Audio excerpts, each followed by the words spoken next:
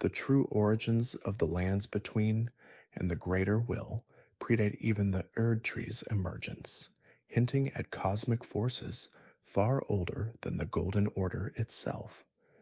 Before Queen Marika's ascension, before the demigods waged their terrible wars, before the shattering tore reality asunder, there existed something primordial, something formless, something that defies the neat categories of light and dark that would later define an age.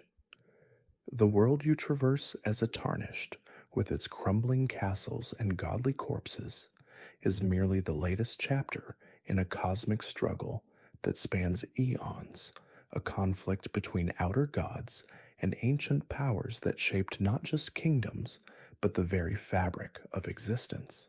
Every secret hidden in Elden Ring's vast landscape, from the whispered lore of item descriptions to the architectural mysteries of forgotten ruins, forms part of a single, interconnected tapestry, a story of ambition and betrayal, of divine mandate and mortal suffering, of cycles that repeat and patterns that echo across time itself. The lands between are a palimpsest, each era written over the last, and beneath the golden veneer of Marika's order lie truths that the Golden Order worked tirelessly to suppress, truths about what came before, about what might come after, about the nature of the very forces that claim dominion over this shattered realm. You have walked past countless clues without recognizing them, fought bosses whose names carry the weight of forgotten histories, collected items whose descriptions contain fragments of a larger puzzle that, when assembled, reveal a cosmology far stranger and more terrible than the simple narrative of a fallen kingdom might suggest. This is not merely the story of a video game's lore, but an archaeological expedition into a fictional mythology as dense and layered as any ancient epic, where every cave painting, every statue, every cryptic dialogue line serves as evidence in a grand investigation into the fundamental questions that drive the narrative forward. What is the Elden Ring itself, truly beyond a symbol of power? What did the greater will want when it sent its golden emissary crashing into this world like a falling star? Why did Marika, at the height of her power, shatter the very source of her divinity? How do the outer gods, those incomprehensible entities that whisper from beyond the stars, vie for influence over the material realm? And what do their competing visions mean for the mortals caught in their cosmic game? The answers lie scattered across a landscape designed to obscure as much as it reveals, where the geography itself tells stories, where the placement of enemies suggests ancient allegiances, where the very act of exploration becomes an act of historical reconstruction. To understand any of it, we have to go back to the very beginning, to a time before time had meaning in the lands between, to the primordial crucible where all life was once blended together in chaotic harmony, where the distinctions between species and forms had not yet calcified into the rigid categories that would later define the Age of Order. The crucible was not evil, though the Golden Order would later deem its aspects impure and heretical. It was simply raw, unfiltered life, creation in its most fundamental and undifferentiated state. And from this churning cauldron of possibility emerged the first beings, creatures whose forms bore the marks of that ancient blending, horns and wings and scales mixed in combinations that defied later taxonomies. But the crucible was not alone in the cosmos, for in the vast emptiness beyond the world, other powers stirred, entities of such alien consciousness that to call them gods is perhaps to diminish their strangeness, and among these outer gods, several would turn their attention toward the lands between, seeing in its primordial potential a canvas for their own inscrutable designs. The formless mother, who would later lend her power to Mog and his bloody dynasty, was one such entity, drawn to blood and the curse of accursed blood that flows through certain lineages, her influence seeping into the world like a crimson stain. The frenzied flame, that terrible force of chaos that seeks not to rule, but to melt all distinction back into a unified madness, whispered from beneath the earth, waiting for those driven to despair by the cruelty of existence to embrace its obliterating comfort. The wrought goddess, sealed away but never truly defeated, festered in her prison, her scarlet bloom a plague that would eventually consume even demigods, a reminder that decay is as fundamental to existence as growth. And then came the greater will, perhaps the most powerful of these cosmic entities, or perhaps merely the most successful in imposing its vision upon reality. And with it came the Elden Beast, a living incarnation of its power, a golden creature of impossible beauty that would become the source of the Elden Ring itself. The arrival of the Elden Beast marked a turning point in the history of the lands between, for it brought with it the concept of order, of divine law, of a structured cosmos where everything had its place and purpose, and from the Elden Ring, that collection of great runes that together formed the fundamental laws of reality, the age of the Erd Tree would begin. The Erd Tree itself, that massive golden tree visible from every corner of the map, was not merely a plant, but a cosmic axis, a world tree that connected the heavens to the earth, its roots drinking deep from sources of power, both ancient and terrible, its branches reaching toward the stars from which the greater will watched. Under the Erd tree's boughs, a new civilization would flourish, one built on the principles of the Golden Order, a philosophical and theological system that sought to categorize all existence, to separate the pure from the impure, the blessed from the cursed, the worthy from the unworthy. And to rule over this new age, the Greater Will chose a champion, a Numen woman who would become Queen Marika the Eternal, a figure of such power and complexity that even now, after everything has fallen apart, her true motivations remain one of the deepest mysteries in the game's lore. Marika was not born a god, but made into one, elevated by the greater will, and bonded with the Elden Ring itself, her body becoming a living vessel for the cosmic order. And with her ascension came the establishment of the Golden Order proper, a reign that would last for an age, during which the lands between knew prosperity and expansion, conquest and consolidation. She took as her consort first the hero Godfrey, first Elden Lord, a warrior of such prowess that he led the armies of the Golden Order to victory after victory, subjugating the giants of the mountain tops, crushing the Stormlord who once ruled these lands, bringing all under the Erd Tree's golden light. From this union came children, demigods born with the blood of a goddess. Before the golden glow of the Erd Tree ever touched the sky, before the age of the Erd Tree could even be conceived, the lands between existed in a state so alien to what we know today that it might as well have been a different world entirely. We are speaking now of the ancient past, the primordial era, a time so distant that even the most learned scholars can only glimpse its truth through fragments of stone and whispers in forgotten incantations. In this earliest epoch, the world was not ordered, not structured, not divided into the neat categories of life and death, beast and man, divine and mortal. Instead, the lands between were something far stranger, far more primal. They were what the ancient texts call the crucible. The crucible was not a place, not exactly. It was a state of being, a primordial soup where all life existed in a single, undifferentiated mass.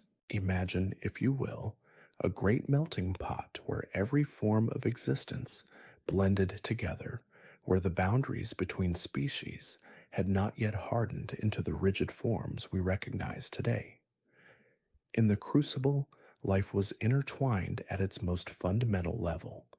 A creature might possess the features of many beings at once, horns sprouting alongside wings, scales mingling with fur, tails emerging from forms that would later become purely humanoid. This was not mutation or corruption in the sense we understand it now. This was simply how life existed before the world learned to separate itself into distinct categories. The crucible represented pure, unfiltered vitality. It was the primordial current of life itself, flowing without direction or purpose beyond its own continuation and expansion. From this churning mass of potential, the first true forms began to emerge, though they retained the crucible's tendency toward amalgamation and transformation. The power of the crucible was raw creation itself, untamed by any ordering principle, ungoverned by any higher law. It simply was, and from it, everything would eventually come. But the crucible did not exist in isolation from other cosmic forces. Even in this earliest age, the influence of beings from beyond the material world made itself known.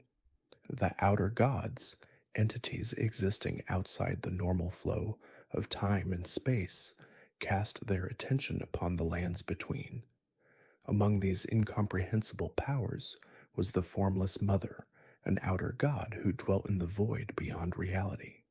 The formless mother had no shape, no body, no physical presence in the conventional sense. She was, as her name suggests, formless, existing as pure concept and influence. Her domain was blood, the vital fluid that carries life, and wounds, the openings through which that life could spill forth. The formless mother's nature was paradoxical. Blood represents life, sustenance, the carrier of vitality through a living being's body. Yet her influence manifested through wounds, through the rupture of flesh, through the spilling of that same vital essence. She represented both the power contained within blood and the ecstatic release of allowing it to flow freely. In the primordial world, her influence began to seep into the fabric of reality, like crimson ink diffusing through water. She did not rule or command in any direct sense. Instead, she whispered through the blood itself, calling to those beings who would listen, offering power to those willing to embrace the sacred nature of bloodshed and wounding. From the crucible's undifferentiated mass, the first distinct forms of life began to crystallize. Among the earliest and most magnificent of these were the ancient dragons. These were not the lesser drakes or wyverns that would populate later ages, but true dragons, beings of immense power and majesty. The ancient dragons were born directly from the crucible, and they carried its power within them in ways that later creatures could not. Their scales were like stone, their bodies massive beyond mortal comprehension, and they wielded the fundamental forces of the world as naturally as breathing. Lightning crackled around them, not as a learned spell or borrowed power, but as an intrinsic expression of their very being. The ancient dragons established dominion over the primordial world. They ruled the skies, certainly, their wings carrying them through clouds and storms, but they also claimed the lands below. In this age, before civilization, as we understand it, before cities or kingdoms, the dragons were the supreme power. They built their own society, their own hierarchy, with laws and customs that reflected their ancient wisdom and terrible might. At the apex of dragon society stood Placidusax, a dragon lord of such power that he would be remembered even in ages yet to come. Placidusax was not merely a powerful dragon. He held the title of Elden Lord, suggesting that even in this primordial time, there existed some form of the Elden Ring, some ordering principle that could be claimed and wielded by a worthy champion. The nature of this proto Elden Ring remains mysterious. Was it the same artifact that would later be shattered, or was it something different, an earlier iteration of cosmic law? What we know is that Placidus Sax served as Elden Lord to a god, a deity whose identity has been lost to time. Some scholars suggest this god may have been one of the outer gods, perhaps an entity who attempted to bring order to the crucible's chaos. Others propose it was a being born from the crucible itself, a god who emerged from the primordial soup and sought to shape it. Whatever the truth, Placidus Sax's reign represented the first true attempt at establishing order in the lands between, though this order was built on draconic might rather than the golden grace that would come later. Yet the dragons were not the only power in this ancient world. The giants, a race of massive humanoid beings, also walked the primordial lands. The giants may have been among the very first intelligent races to emerge from the crucible, their immense size and strength marking them as beings of the old world. Unlike the dragons, who seemed to embody the crucible's tendency toward majesty and refinement, the giants represented its raw, untamed fury. They were creatures of the mountains, of the cold peaks and harsh landscapes where survival demanded strength and resilience. The giants did not worship the crucible itself. Instead, they turned their devotion to the fell god, a deity of destruction and flame. The fell god was a terrifying entity, manifesting as a destructive fire that consumed rather than illuminated. This was not the gentle warmth of a hearth or the controlled burn of a forge. This was annihilation made manifest, flame that existed to reduce all things to ash and cinder. The fell god's power was channeled through the giants, and they became its instruments in the world. Whether the fell god was another outer god, a being born from the crucible's darker aspects, or something else entirely remains unclear. What matters is that the giants wielded its flame with devastating effect, and their worship of this destructive force shaped their entire culture. The fell god's flame was not merely destructive for destruction's sake. It represented a philosophy, a worldview that saw the world as something to be unmade and remade through fire. In the fell god's burning eye, which the giants would later carry as a sacred symbol, there was a terrible intelligence, a consciousness that understood the world and chose to burn it nonetheless. This was not mindless destruction, but purposeful and directed annihilation. The giants, in serving this god, became agents of a cosmic force that stood in opposition to the very concept of permanence and order. In this primordial age, before any single power could claim absolute dominion, the world was shaped by the competing influences of these various forces. The crucible's raw creative power, the ancient dragon's attempt at establishing order, the fell god's destructive flame, and the formless mother's seeping influence through blood and wounds all existed in a state of tension. The world was wild, untamed, a place where the fundamental forces of nature and nascent divinity clashed and mingled without resolution. It was in this context that the first champions emerged. The Crucible Knights were warriors who drew their power directly from the primordial crucible itself. Unlike later knights who would serve kingdoms or lords, the Crucible Knights were connected to something far more ancient and fundamental. They could manifest the Crucible's power in combat, channeling its raw vitality into devastating attacks. The Crucible Knights were not merely skilled fighters, they were living conduits for primordial energy, and their very bodies bore the marks of this connection. The Crucible's power manifested in specific, recognizable forms. Horns might sprout from a being's head, not as deformity, but as a sign of the Crucible's favor. Tails could emerge, granting balance and additional means of attack. Wings, whether functional or vestigial, marked those touched by the Crucible's aerial aspects. These features were not random mutations, but expressions of the Crucible's fundamental nature. In the Primordial Age, such manifestations were common, even expected.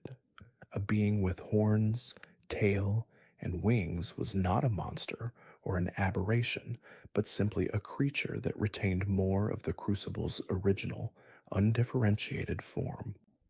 The Crucible Knights embodied this principle. Their incantations, the magical techniques they developed, allowed them to temporarily manifest these primordial aspects.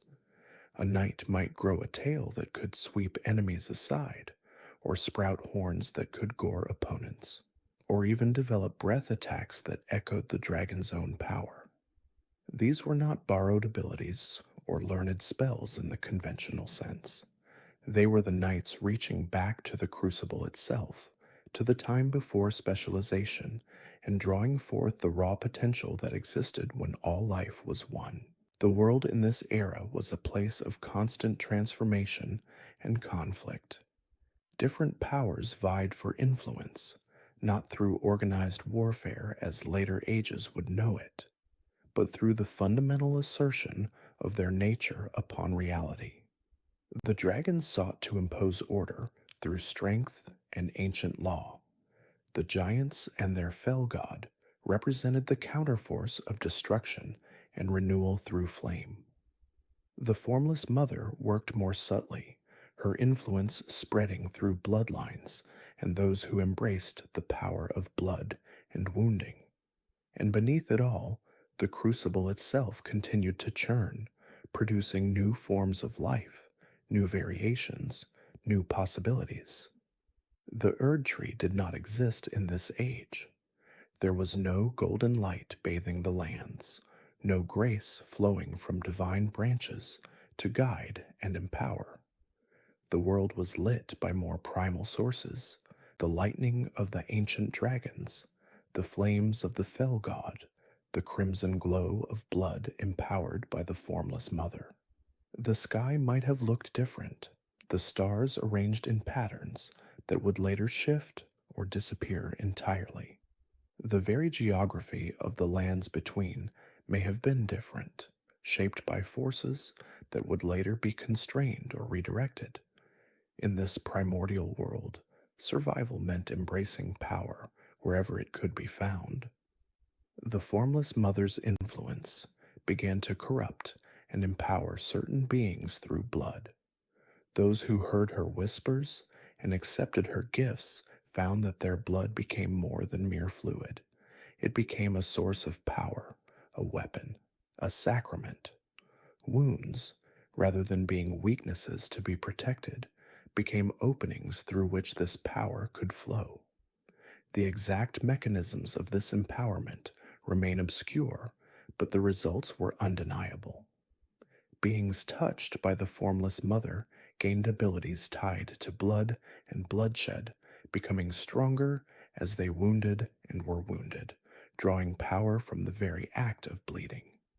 This was not the only form of corruption or empowerment in the primordial age. The term corruption itself is perhaps misleading, carrying implications of purity being tainted. In the Crucible's era, there was no purity to corrupt. There was only power in its various forms, and beings adapted to whichever power they could access or which called to them most strongly. Some were drawn to the Crucible's creative chaos, others to the dragon's ordered might, still others to the fell god's destructive flame or the Formless Mother's blood mysteries. The ancient dragons, despite their power and the order they attempted to impose could not fully control the primordial world. Placidus Sax, for all his might as Elden Lord, ruled over a realm that resisted true order. The Crucible's nature was antithetical to rigid structure. It wanted to flow, to change, to produce new forms and variations. The dragons could dominate through strength, but they could not fundamentally alter the world's nature. Not yet. That transformation would require a different kind of power, a different approach to ordering reality. The giants, in their mountain strongholds, maintained their worship of the fell god. Their civilization, such as it was, centered on this devotion. They tended the flame, kept it burning, ensured that its destructive power remained available to be called upon. The fell god's influence shaped not just their culture, but their very bodies. The giants grew massive, strong enough to wield weapons that would require entire teams of lesser beings to lift. Their connection to flame was so deep that it became part of their identity, inseparable from what it meant to be a giant. This primordial age was the foundation upon which everything else would be built. The powers that emerged here, the conflicts that began in this era, would echo through all the ages to come. The Crucible's influence would never entirely disappear, even when later powers attempted to suppress or deny it. The ancient dragons would endure, though diminished, into later eras. The giants would face near extinction, but survive long enough to play a crucial role in future events. The Formless Mother would continue her subtle work, finding new servants and champions across the ages. And the fell god's flame, though it would be contained and controlled, would never be truly extinguished. The world was wild, untamed, shaped by forces that cared nothing for mortal concerns, because mortals as we understand them barely existed yet. This was a time of gods and monsters, of primal powers asserting themselves upon reality, of life in its most raw and undifferentiated form. The primordial current flowed freely, unchecked by any single authority, ungoverned by any unified law. It was chaos, yes, but it was also pure potential, a world where anything might emerge from the Crucible's depths. This was the world before the Erdtree, before the Golden Order, before the Shattering. This was the beginning, and everything that followed would be, in one way or another, a reaction to these primordial truths. From the formless chaos of the primordial world, where life churned without distinction, and the Formless Mother held dominion over blood and wounds, a new power would soon descend from the stars themselves. The arrival of this cosmic force would fundamentally reshape the lands between, establishing an order that would endure for ages to come. In the ancient past, before the Erdtree stood as the golden beacon we know today, before the age of gods and demigods, a golden star fell from the heavens, carrying with it the will of something vast and incomprehensible. The greater will, an outer god existing beyond the material realm of the lands between, chose this moment to extend its influence into the world. Unlike the Formless Mother or the other outer gods who whispered from the edges of reality, the greater will would not merely influence or corrupt. It would establish dominion through a more direct and permanent method. The golden star it sent was no ordinary celestial body. Within this cosmic vessel traveled the Elden Beast, a living weapon forged by the greater will itself, a creature of pure golden energy and divine purpose. The Elden Beast served as a vassal beast, an extension of the greater will's consciousness and power, sent to impose order upon a world that had known only the wild, undifferentiated chaos of primordial existence. When the golden star crashed into the lands between, the impact must have been cataclysmic. The very ground would have shaken with the force of this cosmic arrival. The Elden Beast emerged from its stellar prison, a being of incomprehensible form, part dragon, part cosmic horror, its body composed of living gold and starlight. This was not a creature born of the lands between, but something fundamentally alien, carrying with it concepts and laws from beyond the stars. The Elden Beast did not come to conquer through violence alone. It embodied something far more insidious and permanent. It was the physical manifestation of order itself, a living representation of cosmic law and structure. The Elden Beast became the Elden Ring, or perhaps more accurately, it contained within itself the essence of what the Elden Ring would become. The Elden Ring, as you encounter it throughout your journey in Elden Ring, is not merely a physical object or a simple magical artifact. It is a concept made manifest, a fundamental restructuring of reality itself. It represents order with a capital O, the imposition of structure, hierarchy, law, and causality upon a world that had previously existed in a state of beautiful, terrible chaos. The Elden Ring established the very rules by which the lands between would operate. It determined what lived and what died, what was blessed and what was cursed, what ascended and what fell. With the Elden Beast's arrival and the establishment of the Elden Ring as the governing principle of reality, the Erd Tree began its growth. The great golden tree that would come to dominate the landscape of the lands between did not spring forth fully formed. It grew slowly at first, drawing power from the Elden Beast that had become its core, its heart, its very essence. The Erd Tree fed on the golden power of the greater will, channeling cosmic energy into physical form. Its roots spread deep into the earth, anchoring order itself into the bedrock of the world. Its branches reached toward the heavens, connecting the material realm to the cosmic realm from which the greater will observed. In its earliest form, the Erd Tree existed as what scholars and historians would later call the primordial crucible. This was not the towering golden beacon of later ages, radiant and pure, its light carefully refined and controlled. The primordial crucible was something wilder, more primal, more honest in its power. It was a melting pot of life itself, a churning cauldron where the raw energy of creation bubbled and frothed. Within the crucible, all life blended together without distinction or separation. There were no clear boundaries between species, no firm divisions between plant and animal, between flesh and spirit, between one form of life and another. Life in the lands. Between during this primordial era was fundamentally different from what would come later. The creatures that emerged from the crucible bore aspects of multiple forms simultaneously.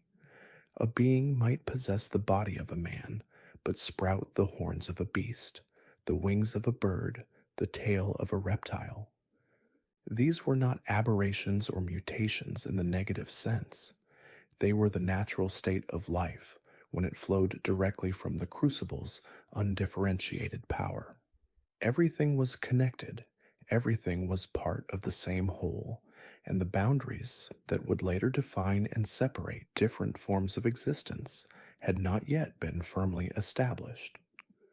The crucible represented a transitional state, a bridge between the formless chaos that had existed before the greater will's arrival and the rigid, hierarchical order that would eventually be imposed. It retained something of the wild, unpredictable nature of primordial life while beginning to channel that energy through the structure provided by the Elden Ring. The crucible was order attempting to harness chaos, not yet understanding that in doing so, it would have to eliminate much of what made that chaos vital and alive. Among the first to serve this nascent Erd tree were the Crucible Knights, champions who embraced the primordial power flowing from the tree's roots. These were not ordinary warriors. They were paragons of an age when strength meant embodying the raw, undifferentiated power of life itself. The Crucible Knights wielded aspects of the primordial Erd tree in ways that later generations would find disturbing or grotesque. They grew horns from their bodies, physical manifestations of bestial power that could be used to gore enemies. They sprouted wings, allowing them to take flight despite their heavy armor. They manifested tails, additional limbs that provided balance and could be used as weapons. These physical transformations were not seen as monstrous during this era. They were badges of honor, a proof that a warrior had been blessed by the Crucible itself. The Crucible Knights represented the ideal of this primordial age, beings who stood at the intersection of human will and primordial power. They served as protectors of the young Erd tree, guardians who ensured that this new order could take root and grow without being destroyed by the forces of chaos that still held sway over much of the lands between. The armor and weapons of the Crucible Knights reflected their unique nature. Their plate armor was heavy and ornate, designed to protect while still allowing the physical manifestations of Crucible power to emerge. Their weapons, particularly their distinctive curved swords and their ability to channel golden energy into devastating attacks, showed the beginning of what would become the Golden Order's martial tradition. Yet even in their service to order, the Crucible Knights retained something wild, something that connected them to the primordial chaos that the Greater Will sought to tame. As the Erd tree grew and the Elden Ring's influence spread, the Greater Will required a more direct agent in the physical world, someone who could serve as both champion and administrator of the new order. This is where Godfrey enters the timeline, a warrior of tremendous strength and capability. Godfrey was chosen by the Greater Will itself to serve as the first Elden Lord, a title that carried immense significance. The Elden Lord was not merely a king or a military commander. The Elden Lord was the consort to the vessel of the Elden Ring, the masculine counterpart to the divine feminine that would carry order within her very being. But the Greater Will needed more than just a warrior lord. It needed a vessel for the Elden Ring itself, someone who could contain the power of order within a mortal form, making it accessible and comprehensible to the beings of the lands between. For this crucial role, the Greater Will chose Marika. Who Marika was before her ascension remains shrouded in mystery, but what is clear is that she was transformed by her selection. Marika became more than human, more than mortal. She became a god, or perhaps more accurately, she became the vessel through which a god's will would be enacted. The union between Godfrey and Marika was not merely political or romantic, though it may have contained elements of both.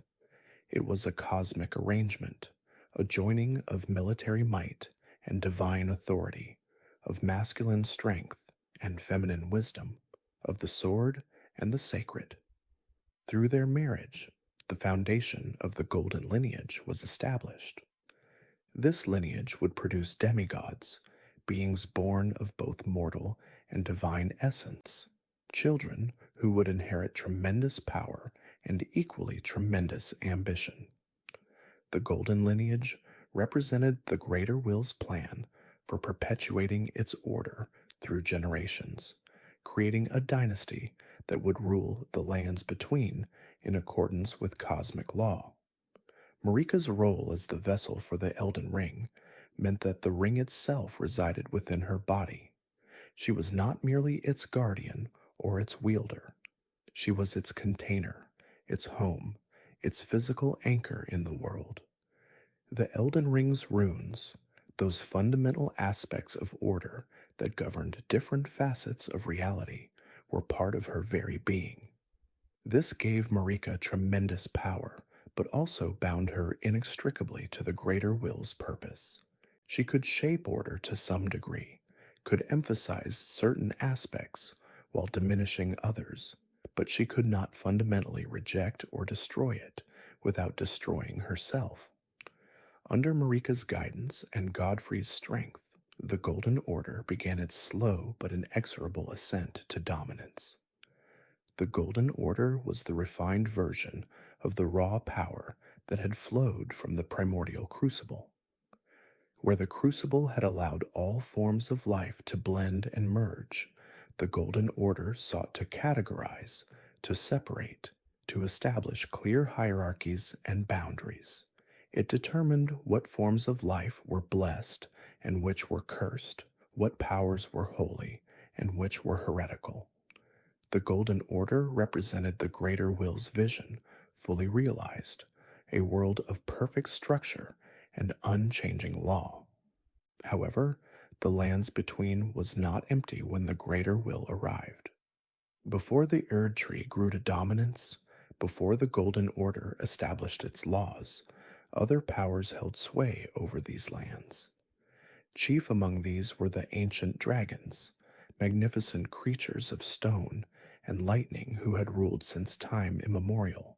These were not the lesser dragons you might encounter scattered across the world, but true ancient dragons, beings of immense power and intelligence. Their scales were like stone, their breath was lightning, and their lifespans stretched across epochs. The ancient dragons were led by Placidusax, a dragon lord of such tremendous power that he served as Elden Lord in an age before the Erd Tree, before the Greater Will's arrival. Placidusax was consort to a god, though which god remains a mystery.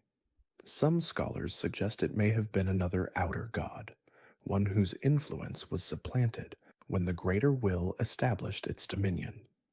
Placidusax had multiple heads, each a seat of terrible power, and his very presence could warp the fabric of time itself. He ruled from Farum Azula, a crumbling city that existed partially outside of normal time, a place where the ancient dragons had built a civilization of stone and storm. The ancient dragons represented a different kind of order, one based not on the cosmic law of the greater will, but on the natural hierarchy of strength and age. Dragon society was structured around power, with the ancient dragons at the apex and lesser dragons serving beneath them. They had their own form of communion with the divine, their own understanding of how the world should function. The dragons did not see themselves as rulers over the lands between, but as the lands between itself, the rightful inheritors and guardians of a world that had existed long before golden stars fell from the heavens. As the Golden Order grew in strength and influence, as the Erd Tree's roots spread deeper and its branches reached higher, conflict between the new order and the old draconic civilization became inevitable. The Greater Will's vision of order could not accommodate the existence of another power structure, another hierarchy, another understanding of how reality should function. The ancient dragons, for their part, would not simply bow to this cosmic interloper, would not abandon their ancient rights and territories without resistance. This tension would eventually erupt into open warfare, a conflict that would reshape the lands between yet again. But in these early days, in the ancient past when the Erd Tree was still growing and the crucible still churned with primordial life, an uneasy coexistence held. The ancient dragons watched from Farum Azula as the golden tree grew taller. The Crucible Knights trained and served, their bodies manifesting the wild power of the primordial Erd Tree.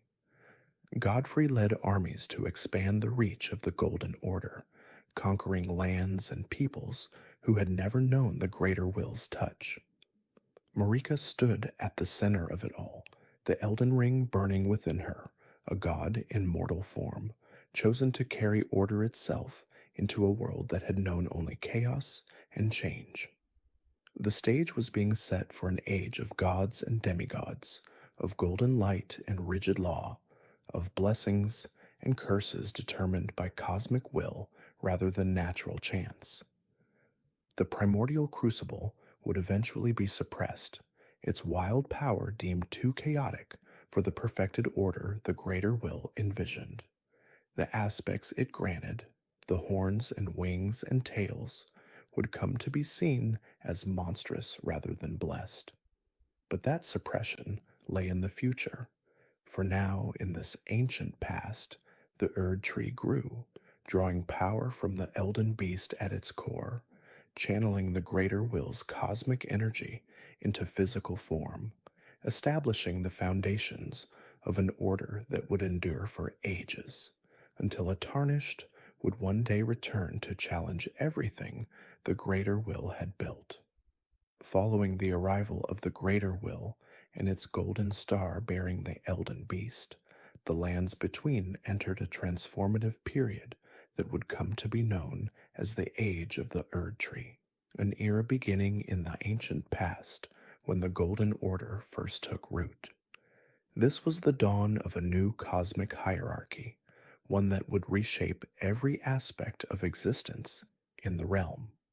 Before the Erd Tree, as you would come to know it, stood tall and golden, there existed something far more ancient and primal, the crucible of life, a primordial form of what would become the Erd Tree, pulsed with raw, chaotic vitality. This was not the refined, ordered golden light that would later define the age. Instead, the crucible embodied what scholars would describe as the primordial soup of life itself, a churning mass of potential where all forms of existence blended together without distinction or hierarchy. From the crucible emerged beings with characteristics that defied later categorization. Horns, wings, tails, and other bestial features sprouted freely from humanoid forms. These were not considered imperfections or aberrations at this time, but rather the natural expression of life's infinite possibility. The Crucible Knights, who would later serve the Erd Tree, carried within them remnants of this ancient power, their incantations allowing them to manifest aspects like tail sweeps and breath attacks that harkened back to this primordial era.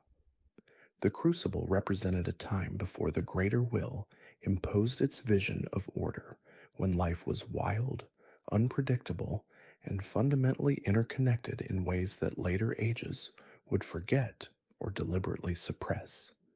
It was into this primordial landscape that the greater will, an outer god of immense power, dwelling in the cosmos beyond the lands between, made its decisive contact. Outer gods, beings of vast intelligence and ambition, existing outside the normal boundaries of the world, constantly sought to extend their influence into the material realm.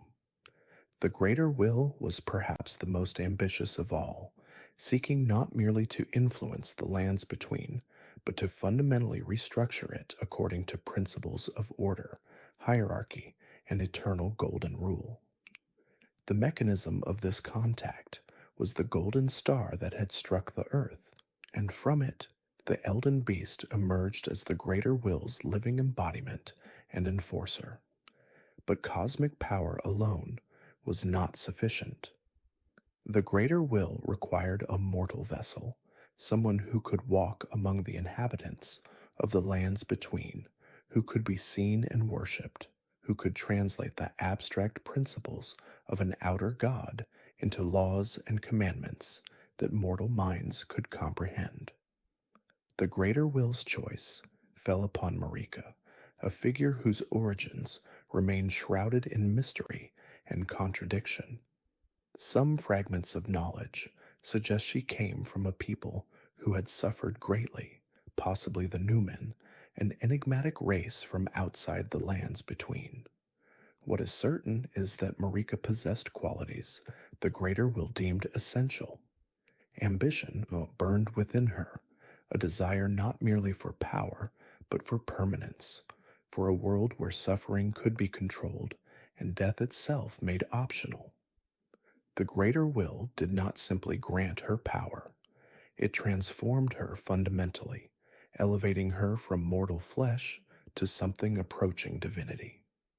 She became a god in the truest sense the lands between understood the term, not merely powerful but ontologically different, a being whose existence was intertwined with the cosmic order itself.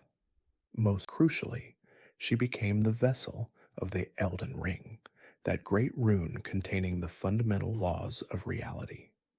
The ring did not merely rest within her, it became part of her essence, and she became part of it, a symbiosis between mortal will and cosmic principle that would define ages to come. With Marika's ascension came the formal establishment of the Golden Order, a comprehensive system of religious doctrine, social hierarchy, and magical practice that promoted the Erd Tree's influence and codified the Greater Will's tenets into actionable principles. The Golden Order was not merely a religion in the sense you might understand it. It was physics, law, biology, and theology all merged into a single unified system. Its fundamentalists studied incantations that manipulated the very fabric of reality, not through arcane formulas, but through understanding and invoking the mathematical principles underlying existence. The order taught that all things had their proper place in a grand hierarchy, with the greater will and its vessel Marika at the apex, followed by demigods, then lords, then common humanity, and finally the lesser creatures. This was not presented as tyranny, but as natural law, as inevitable as gravity, as righteous as the golden light that now began to suffuse the land. But the lands between was not empty of power when Marika rose. Ancient forces had held dominion for ages beyond counting, and they would not yield without conflict. The ancient dragons, led by the mighty dragon lord Placidus Sax, had ruled in an age before the Erd Tree, when Placidus Sax himself served as Elden Lord to a god whose identity has been lost to time. These were not the lesser dragons you might encounter in mountain peaks or isolated lairs. The ancient dragons wielded red lightning, a power fundamentally different from the golden light of the Erd Tree or even the ordinary lightning of storms. Their scales were like stone, their intelligence vast, their magic capable of reshaping landscapes. Marika, understanding that her new order could not coexist with these ancient rulers, waged war against them. The conflict was devastating, shaking the foundations of the world. Mountains crumbled. The sky itself seemed to crack with the fury of dragon lightning meeting golden incantations. Yet Marika proved relentless, and her forces, bolstered by the power of the Elden Ring, could not be overcome by strength alone.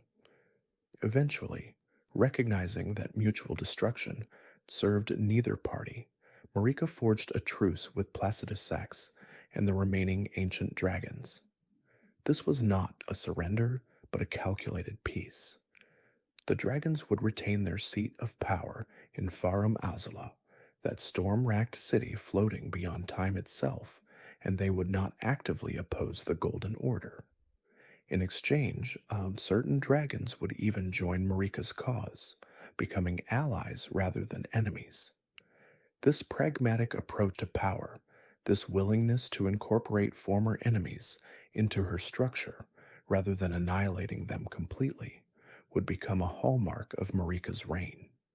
It demonstrated a sophistication in rulership that pure military might could never achieve. The dragon cult that would later emerge, venerating the ancient dragons and wielding their lightning incantations, stood as testament to this complex relationship between old power and new order.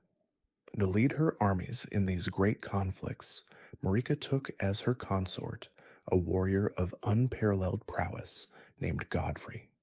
He rose to become the first Elden Lord, a title that signified not merely a spouse to a god, but a partner in rulership, a champion who would enact the god's will through martial excellence. Godfrey was a figure of contradictions, a man of savage strength who nevertheless embodied the chivalric ideals the Golden Order would come to champion. His personal emblem was the lion, and indeed, upon his back he bore Seirosh, a great lion who served not as a mount, but as a regent of sorts, a living seal that tempered Godfrey's bloodlust and allowed him to function as a lord rather than a berserker. With Godfrey leading her forces, Marika's armies became truly unstoppable, combining divine mandate with tactical brilliance and overwhelming combat capability. The most significant of Godfrey's campaigns, and perhaps the most consequential for the future of the lands between, was the war against the giants. These were not merely large humanoids, but beings of elemental power, inhabitants of the mountaintops of the giants, that frigid realm where snow never melted and the wind howled with voices from ages past. The giants worshipped the fell god of fire, a deity whose power stood in direct opposition to the Golden Order's principles. Where the Erd tree represented life, growth, and golden permanence, the fell god embodied destruction, transformation through burning, and the inevitability of endings. Most dangerously, the flame of the giants, the sacred fire tended by these colossal beings, possessed the unique ability to burn the Erd tree itself. This was not ordinary fire. It was primordial flame, the kind that could consume even that which was meant to be eternal. Godfrey's campaign against the giants was merciless. The conflict was not merely military, but theological, a war of incompatible cosmic principles. One by one, the giants fell, their great bodies collapsing like mountains, their blood staining the snow red for generations to come. The fell god itself was sealed away through means both martial and magical, bound so completely that its influence was reduced to the faintest whisper. Of all the giants, only one was permitted to survive. This last giant, who would come to be known simply as the Fire Giant, was left alive for a specific purpose. He was cursed to tend eternally the flame of ruin, the last remnant of the fell god's power, keeping it alive but contained, a living monument to the Golden Order's victory, and a safeguard against the flame ever dying completely and potentially releasing forces beyond control. The fire giant's survival was not mercy, but the cruelest punishment imaginable, an eternity of isolation tending the very flame that represented his people's defeat. To ensure the fell god remained sealed and its flame contained, Marika established the Fire Monks, an order of warrior priests tasked with guarding the flame of ruin and the last giant who tended it. These monks were stationed in the mountain tops, enduring the bitter cold and isolation as a sacred duty. They developed their own unique incantations, drawing not on the golden light of the Erd tree, but on the very fire they were meant to contain, a dangerous practice that spoke to the pragmatism underlying even the most rigid religious orders. Over time, some among the fire monks would question their purpose, wondering whether they served to contain the flame or to preserve it, whether they were jailers or secret keepers waiting for a day when the flame might be needed once more. Godfrey's campaigns did not end with the giants. He led forces against the Stormhawks, those fierce avian creatures who had once ruled the skies above Stormvale Castle and the surrounding regions. The Stormhawk King fell to Godfrey's might, and the proud birds were scattered, reduced from rulers to mere beasts haunting ruins and cliffs. Other threats to the Golden Order, whether ancient powers that refused to bend or upstart forces that challenged Marika's supremacy, met similar fates. Godfrey became known not merely as a conqueror, but as the instrument through which the Golden Order transformed from an idea into an unchallengeable reality. His battles carved out the space, both literal and metaphorical, for the Erd Tree's influence to spread unopposed. Yet not all powers in the lands between required military subjugation. In the region of Liurnia, a land of lakes and moonlight, the Carian royal family had established itself as a force of considerable sophistication. The Carians were masters of glintstone sorcery, a form of magic fundamentally different from the incantations of the Golden Order. Where incantations drew upon faith and the power of outer cosmic forces, glintstone sorcery was intellectual, drawing upon the stars themselves and the primordial glintstone that fell from the heavens. The Carians studied the night sky, read fate in the movements of celestial bodies, and wielded magic that could manipulate gravity, summon spectral weapons, and peer into futures yet unwritten. It's their seat of power, the Academy of Raya Lucaria, became the premier institution of magical learning in the lands between, rivaling even the Golden Order's fundamentalists in terms of arcane knowledge. The Carian royal family, led by figures of immense power and wisdom, represented a challenge to the Golden Order, not through opposition, but through offering an alternative source of authority and knowledge. Rather than confronting them militarily, Marika chose a different path, one that would have profound implications for the future. She recognized that the Carians, with their lunar magic and scholarly traditions, could be incorporated into the Golden Order's structure, adding to its strength rather than threatening it. This pragmatic approach to power, this willingness to absorb rather than destroy, would characterize much of Marika's early reign and contribute to the Golden Order's seemingly unshakable dominance, perhaps the most consequential of Marika's early acts, one that would reverberate through all subsequent ages, was her decision to seal away destined death. Death in the lands between was not merely a biological process, but a cosmic principle, a rune within the Elden Ring itself that governed the ending of all things. Destined death ensured that when something died, it died completely and permanently, passing beyond the reach of resurrection or return. For Marika seeking to establish an eternal golden age, this principle was intolerable. How could her order be permanent if death could claim anyone, even gods? How could the Golden Order promise eternal life under the Erd Tree's boughs if death remained an absolute?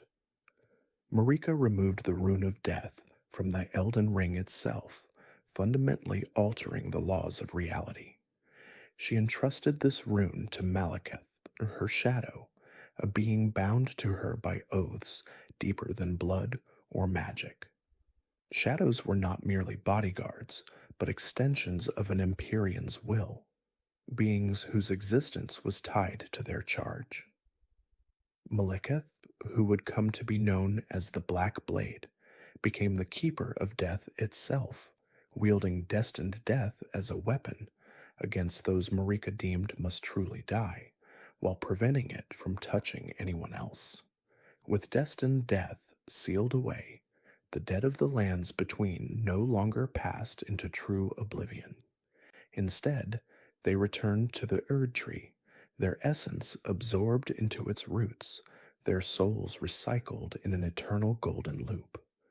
This was presented as a blessing, as liberation from the fear of final endings, but it fundamentally disrupted the natural cycle of life and death that had governed existence since time immemorial.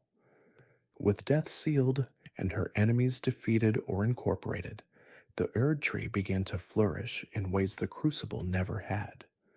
Where the Crucible had been wild and chaotic, the Erd tree was refined and purposeful. It grew impossibly tall, visible from every corner of the lands between, its golden light suffusing the land. But this growth came at a cost that few recognized at the time. The Erd tree drew life and power from the lands between itself, its roots spreading deep into the earth, tapping into the very essence of the realm. It consumed the dead who returned to it, yes, but it also drew upon the living land, slowly draining vitality even as it appeared to bestow blessings. The Erd tree's growth was parasitic as much as symbiotic, though none dared speak such heresy in the Golden Order's ascendancy. During this period of prosperity and expansion, Marika and Godfrey produced children, demigods who would come to be known as the Golden Lineage. These were not ordinary offspring, but beings of immense power, inheriting divine essence from their mother and heroic strength from their father. Chief among them was Godwyn the Golden, who embodied all the virtues the Golden Order claimed to represent. Godwyn was beautiful, powerful, gracious, and beloved by all who knew him. He befriended dragons, mastering their lightning and earning their respect through valor rather than conquest. He became the ideal prince, the shining example of what the Golden Order could produce, living proof that Marika's vision could create beings of genuine nobility and worth. Other children followed, each powerful in their own right, each a pillar supporting the growing edifice of the Golden Order's dominance. The Golden Order's influence spread across the lands between like the Erd tree's roots, establishing a period of unprecedented prosperity and order. Laws were codified, roads built, and trade flourished under the protection of Marika's authority. The common people, who had lived through ages of chaos and conflict between ancient powers, found in the Golden Order a stability they had never known. Yes, there were hierarchies and restrictions, but there was also predictability, justice administered according to clear principles, and the promise of eternal life within the Erd tree's embrace.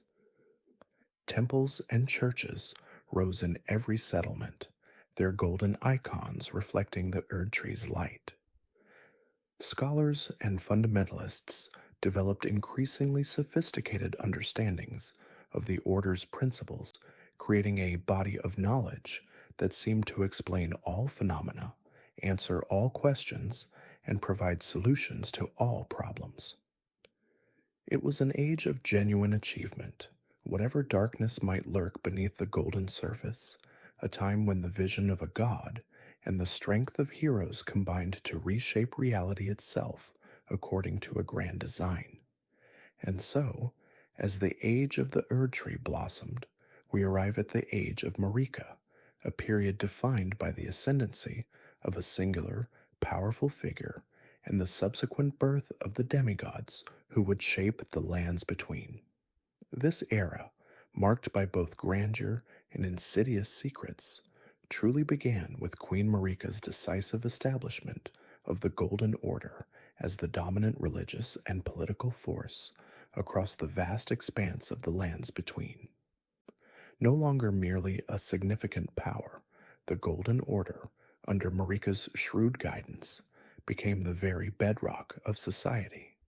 Its tenets, emphasizing the Erd tree's divine light and the natural order of life and death, were promulgated with an almost zealous fervor weaving themselves into the fabric of daily life, influencing everything from jurisprudence to architecture.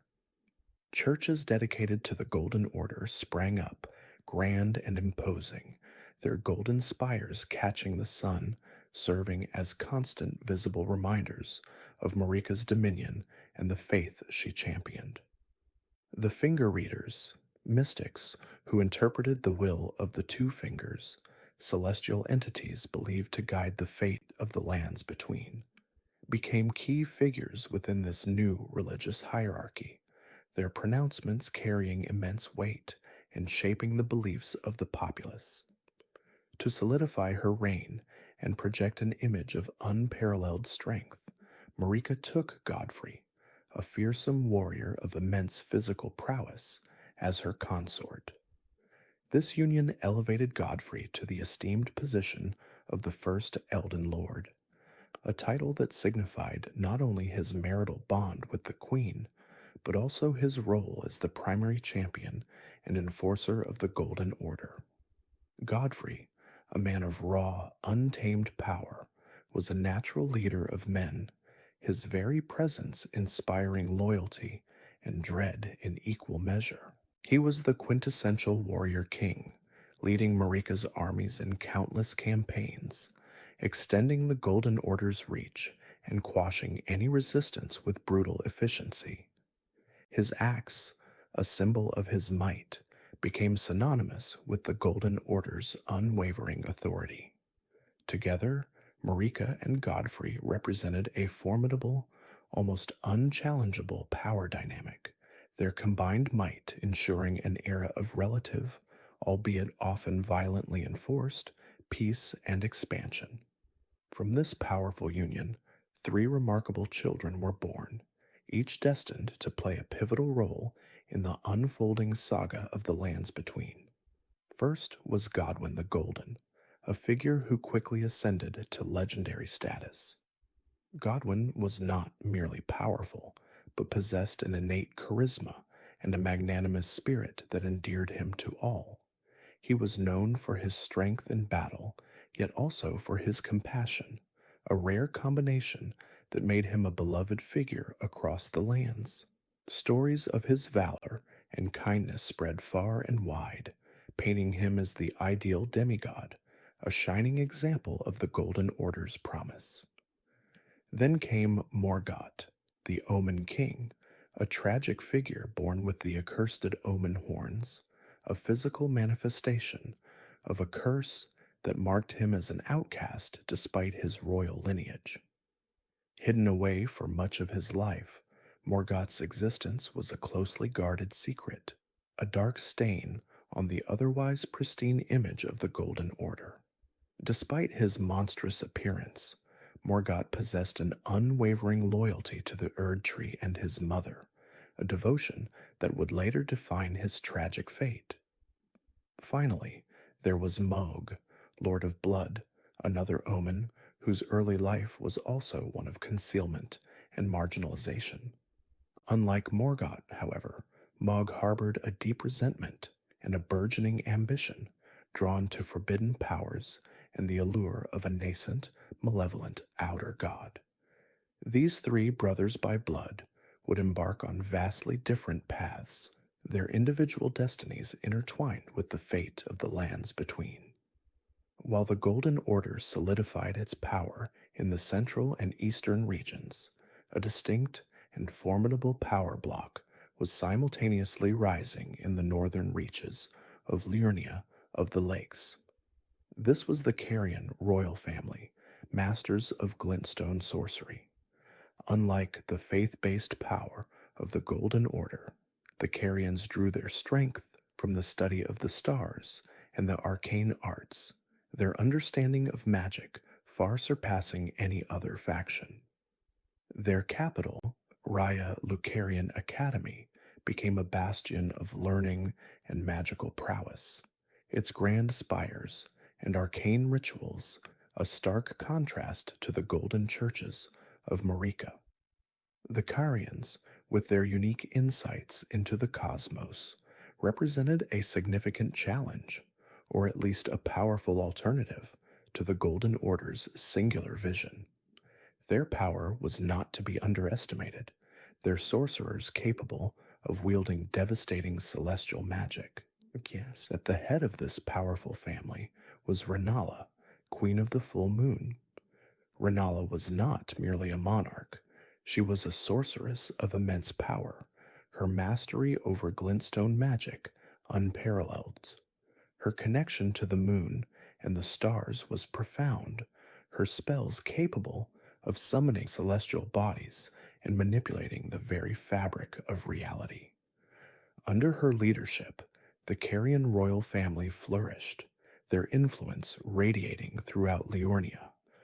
Renala was not just a queen, but a scholar, a teacher, and a formidable warrior in her own right, commanding respect and fear in equal measure. Her presence alone ensured that the Carian royal family remained a force to be reckoned with, a powerful counterpoint to Marika's burgeoning empire. However, the era of Marika and Godfrey, though seemingly unshakable, was not destined to last. In a move that would send shockwaves through the lands between and forever alter its destiny, Marika banished Godfrey and his loyal warriors, the Tarnished, from the lands between. This was not a simple dismissal. It was an expulsion, a deliberate act designed to remove Godfrey and his kind from the very fabric of the Golden Order. The reasons for this banishment are shrouded in mystery, debated by scholars and whispered in hushed tones. Some suggest it was a calculated move by Marika to weaken Godfrey's influence, perhaps fearing his raw power or his adherence to an older, more primal form of war. Others speculate it was a divine command, a prophecy fulfilled, or even a precursor to a grander, more intricate plan. Whatever the true motive, the Tarnished, stripped of their grace and exiled from their homeland, were set on a long, arduous journey, their purpose seemingly lost. This act, however, was not an end but a beginning, for the Tarnished would one day be called back, their return heralded by the guidance of grace, to reclaim what was lost. With Godfrey exiled, Marika took a new consort, Radagon. This union was, on the surface, another strategic alliance, designed to further consolidate power and perhaps even bridge the growing ideological chasm between the Golden Order and other factions. Radagon, a champion of the Golden Order, was a figure of immense renown, his golden hair and imposing presence making him a natural successor to Godfrey's role as Elden Lord. He was a devout follower of Marika's faith, a staunch defender of its principles, and a formidable warrior in his own right. Their marriage, therefore, seemed to be a logical progression, ensuring the continued strength and unity of the ruling power. Yet this union harbored a profound secret, one that would unravel the very foundations of the lands between. Radagon, the champion of the Golden Order, was in fact Marika's other half, a revelation known only to a select few. This astonishing truth that Marika and Radagon were two halves of the same divine being, a single entity fractured into two distinct forms, reshaped the understanding of their entire reign. It meant that Marika's actions, her decisions, her very being, were intrinsically linked to Radagon's. Their separate existences were a carefully orchestrated illusion, a grand deception designed to serve a greater, as yet unknown purpose. This duality, this hidden truth, added layers of complexity and intrigue to every action they undertook, turning their reign into a meticulously crafted performance for the masses. From the union of Marika and Radagon, two more demigod children were born, both Empyreans, beings chosen by the Two Fingers as potential successors to Marika herself. The first was Miquella, a being of unparalleled beauty and profound intellect, but cursed with eternal childhood. Michaela, despite his immense power and wisdom, was trapped in the form of a child, forever seeking a cure for his affliction. This curse, a cruel twist of fate, fueled his unwavering desire to establish a new, unalloyed order, a haven free from the imperfections and curses of the current world. His brilliance and compassion were legendary, drawing many to his cause, yet his eternal youth remained a poignant symbol of his tragic destiny. The second child was Malenia, Blade of Michaela, a peerless warrior and an Empyrean afflicted with the scarlet rot, a horrifying, incurable disease that slowly consumed her body. Despite the debilitating nature of her affliction, Malenia was a warrior of unimaginable skill and ferocity, her prosthetic arm and leg a testament to her unwavering will. Her devotion to her brother Michaela was absolute, and she would stop at nothing to protect him and his dream. These two, Michaela and Malenia, represented both the pinnacle of divine potential and the tragic consequences of the curses that plagued the lands between, their fates inextricably linked to the encroaching shadows. In a move that further complicated the intricate web of alliances and power, Radagon, while still consort to Marika, also married Renala, Queen of the Full Moon. This seemingly impossible marriage, a union between the champion of the Golden Order and the head of the Carian royal family, was a masterstroke of political maneuvering. It served to further intertwine the royal lines, bridging the ideological divide between the faith-based Golden Order and the arcane-focused Carian sorcerers. This alliance, though perhaps born of necessity or even a deeper hidden design, had profound implications for the future of the lands between. It created a powerful, if uneasy, alliance, temporarily uniting two previously distinct and often competing powers.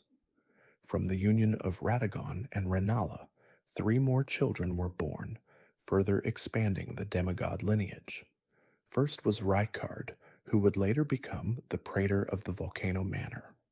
Rykard, even in his youth, displayed a rebellious spirit and a fascination with forbidden knowledge, his intellect often clashing with the strictures of the Golden Order. He was a seeker of truth, even if that truth lay in the darkest corners of the world. Then came Rani, an Empyrean who, unlike her siblings, rejected her 2 fingers. Rani, a powerful sorceress like her mother, harbored a deep disdain for the established order and the guidance of the greater will, the cosmic entity believed to govern the lands between. Her ambition was to forge her own destiny, to break free from the predetermined path laid out for her by the 2 fingers, and to usher in an age of stars, a new era free from the influence of the Erd Tree.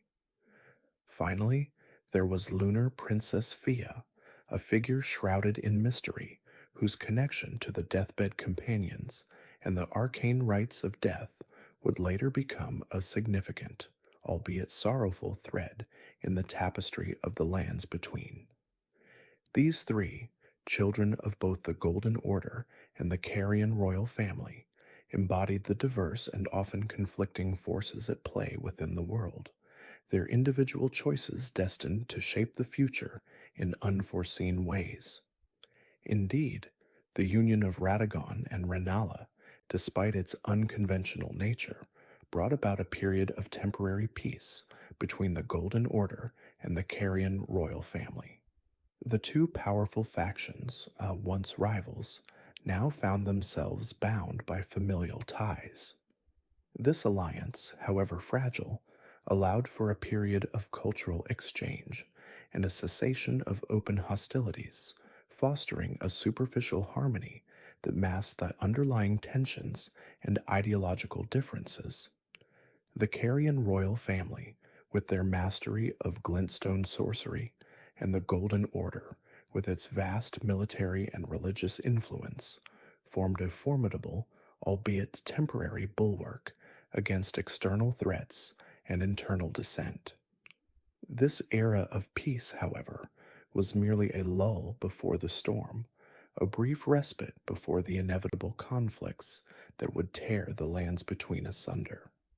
As these demigod children, born of Marika and Radagon and Renala, grew in power and influence, they inadvertently set the stage for the cataclysmic events that would follow. Each demigod, with their unique lineage, powers, and ambitions, represented a distinct faction, a potential claimant to the Elden throne, or a force seeking to reshape the world in their own image. Their individual destinies, intertwined with the overarching narrative of the lands between, were now firmly established, their future actions poised to ignite the flames of war and usher in an era of unprecedented chaos. The seeds of discord, sown during this seemingly prosperous age, were now beginning to sprout, their thorny branches reaching towards a future defined by conflict and devastation. We now arrive at perhaps the most pivotal and tragic turning point in the history of the lands between, the Shattering. This cataclysmic event, a war that forever scarred the very fabric of reality, truly begins with an act of unimaginable betrayal and dark magic. It is on the night of Black Knives, a date etched in infamy, that Godwyn the Golden, the firstborn son of Queen Marika, and Godfrey, the revered first Elden Lord, becomes the inaugural demigod to fall. His demise is particularly gruesome and mystifying. While his soul is utterly extinguished, a fate brought about by the very power of destined death itself, his physical form remains curiously intact, though corrupted. This bizarre dichotomy, a soul-dead body, would later give rise to a grotesque being known as the Prince of Death, whose influence would spread like a blight beneath the roots of the Erd tree, forever tainting the lands between with undeath. The architect of this heinous act was none other than Rani the Witch, an Empyrean daughter of Radagon and Renala, and a demigod of immense magical prowess and ambition. Driven by her own inscrutable motives and a deep-seated desire to escape the greater will's influence and the fate of an Empyrean, Rani masterminded this elaborate assassination. Her plot involved a clandestine alliance with a group of shadowy figures known as the Black Knife Assassins. These assassins, all women and of Numen descent, a race closely associated with Marika herself, were formidable warriors. They wielded blades specifically imbued with the power of destined death, a power that had been sealed away by Marika long ago, entrusted to Malekith, the Black Blade. The source of this stolen power and how Rani managed to acquire it remains a chilling testament to her cunning and the depth of her conspiracy. The Numen, often described as an ancient race with a strong connection to the outer gods, provided the perfect instruments for Rani's dark designs, their historical ties to Marika adding another layer of tragic irony to the unfolding events. Their swift, silent infiltration and deadly precision ensured the success of the meticulously planned assassination. But Rani's machinations did not end with Godwyn's murder. In a move that truly solidified her defiance of the greater will and her own destiny, Rani simultaneously cast aside her own flesh. At the precise moment Godwyn's soul was extinguished, Rani's own Empyrean body was also slain. This act was a ritualistic suicide, a means of severing her connection to her physical form, and by extension, to the outer gods who sought to control her fate. By sacrificing her body, Rani believed she could achieve true freedom, becoming a spirit independent of the flesh and thus beyond the reach of the greater will. This dual death, one of the soul and one of the body, was a twisted mirror image, a dark ritual that unleashed a profound imbalance upon the world. The implications of this ritual, particularly the concept of a soul dead body and a body dead soul, would have far reaching consequences, directly influencing the nature of undeath and the very fabric of life and death in the lands between. The immediate aftermath of Godwin's death and Rani's self immolation sent shockwaves through the Golden Order. Queen Marika, the eternal monarch and vessel of the Elden Ring, was plunged into an abyss of grief, rage, or perhaps a profound and defiant enlightenment. Her reaction was not one of passive sorrow, but of explosive rebellion. In an act that would forever define the era, Marika shattered the Elden Ring into its constituent great runes. This was no mere breakdown. It was a deliberate, forceful act of destruction, an unmaking of the very symbol of order and power in the lands between. The Elden Ring, the manifestation of the greater will's influence, and the source of the Golden Order's power, was torn asunder, its fragments scattering across the land, each imbued with a portion of its immense power. This fracturing of the Elden Ring was not a spontaneous outburst of despair. It was a calculated, albeit desperate, act of defiance against the greater will, the enigmatic outer god that had long dictated the fate of the lands between through Marika. Marika's rebellion, however, came at a terrible cost. The greater will, an entity of immense cosmic power, did not tolerate such insubordination from its chosen vessel. In response to Marika's audacious act of shattering, the greater will abandoned her. Its support, its guidance, and its divine grace were withdrawn, leaving Marika isolated and vulnerable. But the greater will's retribution was not merely passive. To ensure Marika's incapacitation and to prevent any further acts of defiance, the greater will dispatched its ultimate enforcer, the Elden Beast. This colossal, ethereal creature, a living embodiment of the Elden Ring itself, descended upon the lands between and bound Marika within the very heart of the Erd Tree. Imprisoned within the golden boughs of the sacred tree, Marika became a living monument to her rebellion, a testament to the devastating consequences of defying an outer god. Her confinement was not merely physical, it was a spiritual and existential imprisonment, a perpetual torment for her defiance. The Elden Beast, in its role as a divine jailer, ensured that Marika would remain a silent, suffering prisoner, a warning to any who dared to challenge the greater will's dominion. With the Elden Ring shattered and its divine vessel imprisoned, the carefully constructed order of the lands between crumbled into utter chaos. The Golden Order, the prevailing religious and political system established by Marika and Godfrey, collapsed entirely.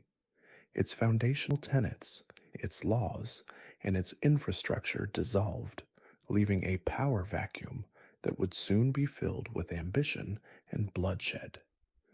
The demigods, Marika's children and stepchildren, now found themselves in possession of the great runes, fragments of the shattered Elden Ring. These powerful artifacts, each imbued with a unique aspect of the ring's power, became objects of intense desire and contention. Instead of uniting to restore order or to reclaim their mother, the demigods, fueled by their newfound power and their inherent human or godlike flaws, turned on each other. The ensuing conflict, a brutal and protracted war for supremacy and control over the great runes, became known as the Shattering. This wasn't merely a series of skirmishes, it was a full-scale, devastating war that engulfed every corner of the lands between, tearing apart kingdoms, decimating armies, and leaving behind a trail of unimaginable destruction. Among the most iconic and devastating conflicts of the Shattering was the epic duel between two of the most formidable demigods, Millennia, the Blade of Miquella, and Radon, the Star Scourge. Millennia, an Empyrean daughter of Marika and Radagon, was afflicted by the Scarlet Rot, a horrifying and incurable disease that slowly consumed her body. Despite her debilitating condition, she was an unparalleled warrior, renowned for her grace and deadly precision in combat. Radon, a son of Radagon and Renala, was a colossal warrior, a master of gravity magic who had learned to command the very stars. His immense strength and unwavering loyalty to his beloved horse, Leonard, made him a truly terrifying opponent. Their clash occurred in the desolate wastes of Caelid, a region that would forever bear the scars of their encounter. The motivations behind their duel were complex. Radon, in his desire to protect the lands between from the potential threat of the outer gods, had halted the movement of the stars, effectively freezing the cosmic order. This act, while perhaps well-intentioned, likely interfered with Millennia's own mysterious destiny, or that of her brother Miquella, leading to their confrontation. The battle between Millennia and Radon was a cataclysmic event, a clash of titans that unleashed unimaginable destructive forces. As the duel raged, Millennia, pushed to her limits and succumbing to the debilitating effects of her scarlet rot, unleashed her ultimate, most terrifying power. In a desperate and agonizing act, she bloomed, releasing a devastating wave of scarlet rot that engulfed the entire region of Caelid. This wasn't just a localized infection, it was a complete and utter blighting of the land, transforming the once vibrant region into a festering crimson wasteland. The very air became toxic, the soil corrupted, and all life within its boundaries was either consumed or twisted into grotesque forms by the insidious disease. Radon, despite his immense power, was overwhelmed by the rot. Though he survived the immediate onslaught, his mind and body were irrevocably corrupted, leaving him a shadow of his former self, a mindless beast consumed by the rot, forever doomed to wander the blighted sands of Caelid. Millennia, too, was gravely wounded, falling into a deep slumber from which she would not awaken for a long time, her body left in the care of her loyal Cleanrot knights, who would carry her back to the Haligtree. In the wake of this devastating conflict, Millennia's twin brother, Miquella, an Empyrean of extraordinary intellect and compassion, desperately sought a cure for his sister's incurable affliction. Miquella, himself cursed with eternal childhood, possessed an unparalleled understanding of the arcane and a profound empathy for the suffering of others. He dedicated himself to finding a way to cleanse Millennia of the scarlet rot, believing that an unalloyed gold needle, crafted with his unique insights and abilities, could hold the key. This needle was not merely a physical object, it was a complex, magical artifact designed to ward off the influence of outer gods and their associated afflictions, such as the scarlet rot. To achieve his goal, Miquella retreated to the Haligtree, a magnificent and artificial tree he cultivated, hoping to nurture a new form of life and perhaps even ascend to godhood, thereby creating a new order free from the influence of the greater will. Within the Haligtree, Miquella entered a cocoon, a state of slumber, in an attempt to grow into a true god and complete his ambitious project. However, Miquella's noble quest was tragically interrupted. While he lay vulnerable within his cocoon in the Haligtree, Mog, the Lord of Blood, one of Marika's children and a demigod consumed by a perverse devotion to the formless mother, an outer god of primordial blood and depravity, launched a daring and heinous abduction. Mog, driven by his desire to establish his own dynasty and to elevate Miquella to godhood under his own twisted influence, infiltrated the Haligtree and forcibly abducted the slumbering Empyrean. He spirited Miquella away to his hidden palace, Mogwin Dynasty, deep beneath the lands between, where he intended to nurture Miquella into a god, a consort for himself, and the progenitor of a new, blood-soaked order. This act of abduction not only robbed Millennia of her only hope for cure, but also plunged Miquella into an even darker fate, his immense power and potential now subject to the horrific machinations of Mog and the Formless Mother. The consequences of this abduction would ripple throughout the lands between, forever altering the trajectory of several key figures and the very nature of divine power.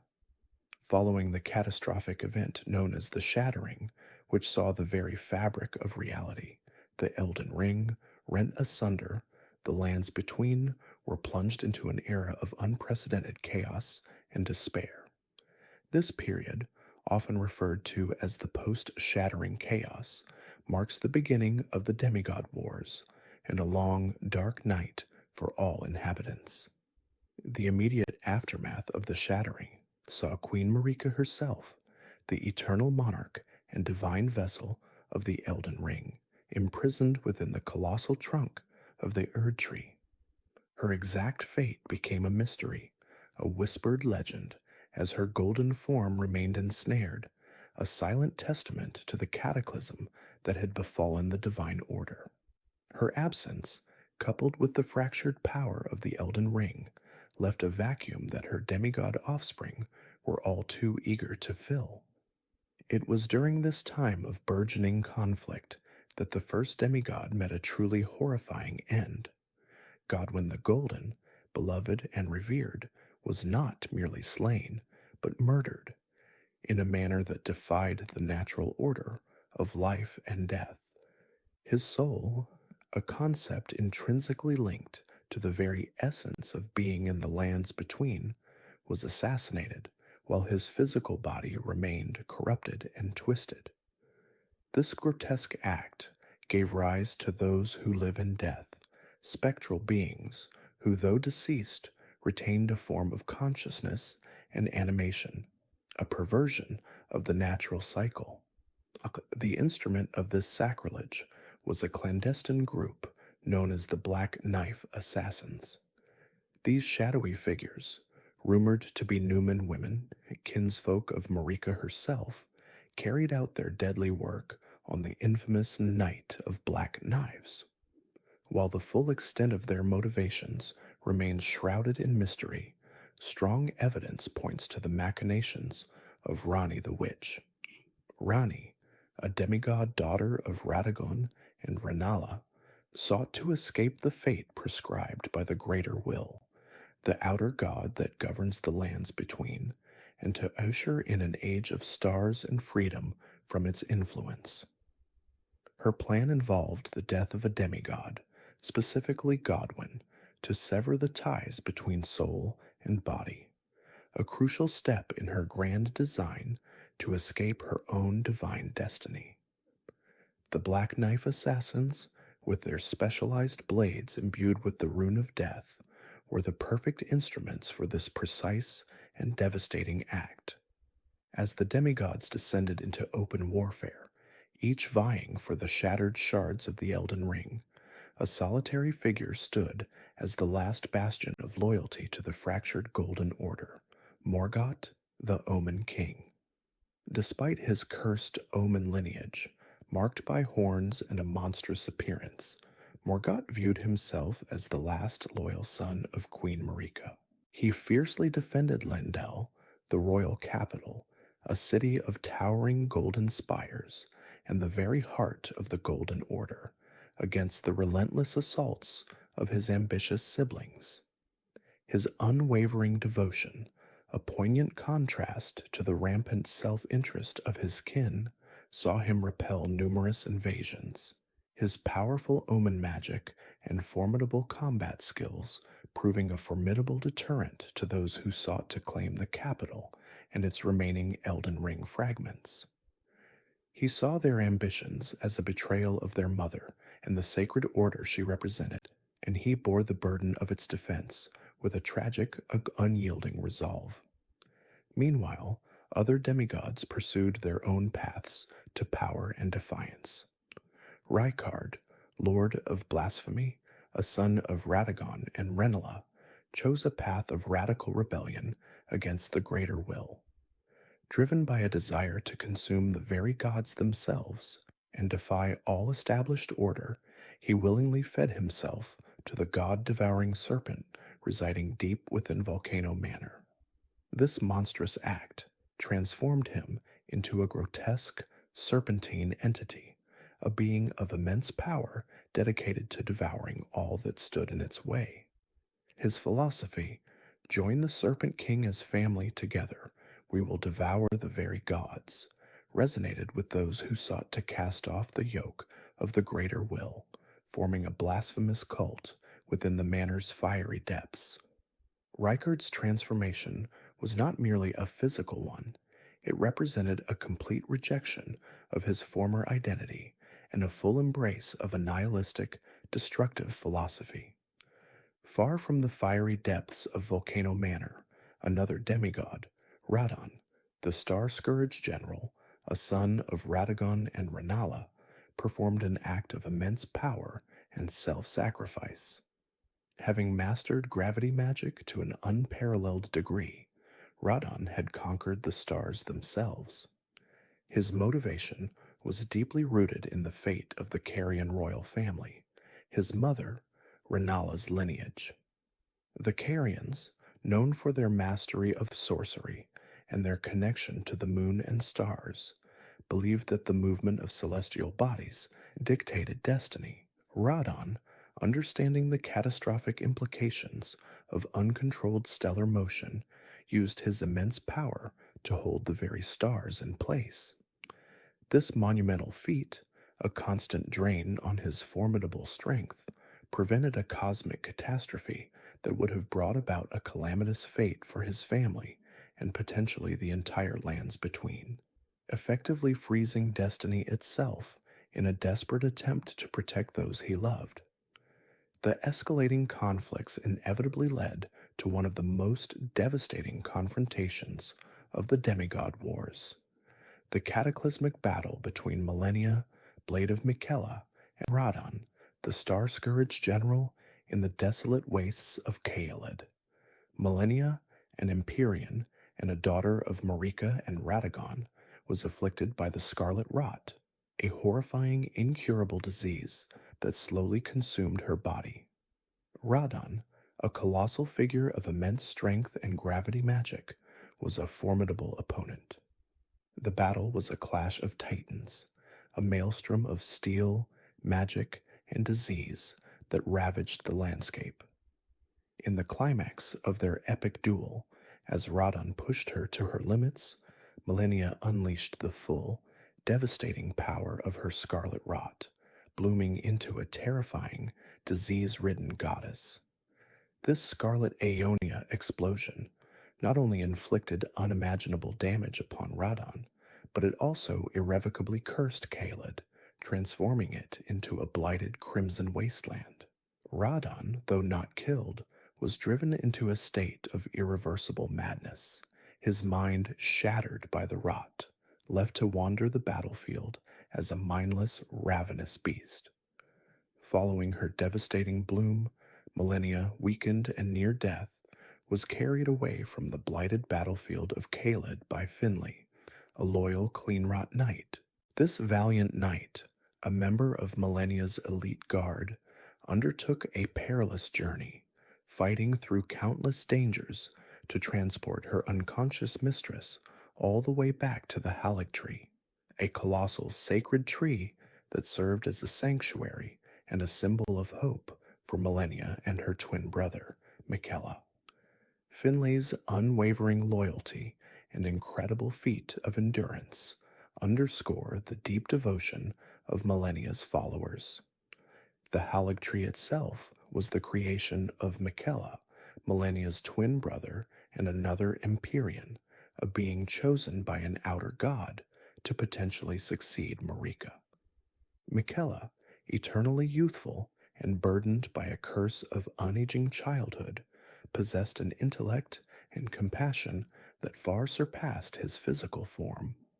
His primary motivation for creating the Halig tree was to find a cure for Millennia's devastating scarlet rot, a disease that defied all conventional healing. He envisioned the Halig tree as a pure, unalloyed form of the Erd tree, free from the influence of the greater will, where he could establish his own order, one based on compassion and healing, an order that would truly flourish. He poured his immense power and will into its growth, cultivating it as a haven. However, in his pursuit of a perfect cure and a new, benevolent order, Miquella entered a state of eternal slumber within the Halig tree, cocooned within its golden sap, a state he believed necessary to fully manifest his divine power and bring his vision to fruition.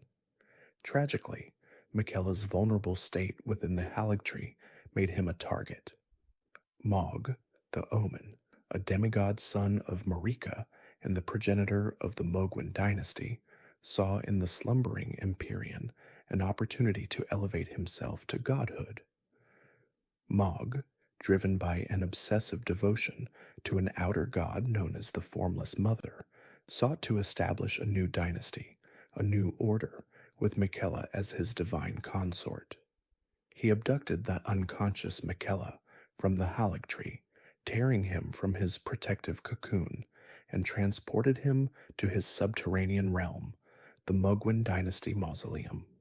There, in the depths of this blood-soaked sanctuary, Mog meticulously nurtured Miquella's dormant form, hoping to awaken him as a new god, a vessel for the Formless Mother's power, and to usher in an age of blood and chaos under his tyrannical rule. This act of abduction and desecration was a profound tragedy, robbing the lands between of a potential savior and further plunging it into despair. Throughout this entire period, the lands between were ravaged by endless conflict.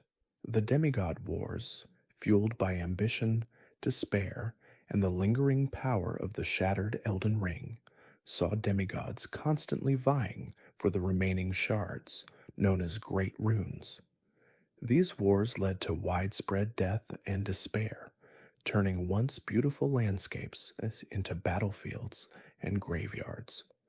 Entire populations were decimated, and the very fabric of society unraveled under the relentless pressure of constant warfare. The hope that once permeated the Golden Order had all but vanished, replaced by a pervasive sense of dread and hopelessness. Amidst this desolation, a unique figure emerged with a radical vision for the future. Fia, the deathbed companion. Fia, a mysterious woman with a deep connection to those who live in death, sought to birth a new age, an age where the stigma and suffering of those who had died an unnatural death would be uplifted. Her goal was to mend the Elden Ring, not with its original components, but by incorporating the rune of death, thus granting those who live in death true life, a proper place within the cycle of existence, and a release from their cursed state. Her quest, though controversial, represented a compassionate alternative to the destructive ambitions of the warring demigods, offering a glimmer of hope for a different kind of future. It was against this backdrop of utter devastation, endless conflict, and fractured divinity that the grace of the Erd tree, a guiding light for those chosen by the Golden Order, began to stir once more. This grace, long abandoned and unseen by most, began to call back the tarnished, exiles from the lands between, those who had lost the Erd tree's blessing and were banished long ago.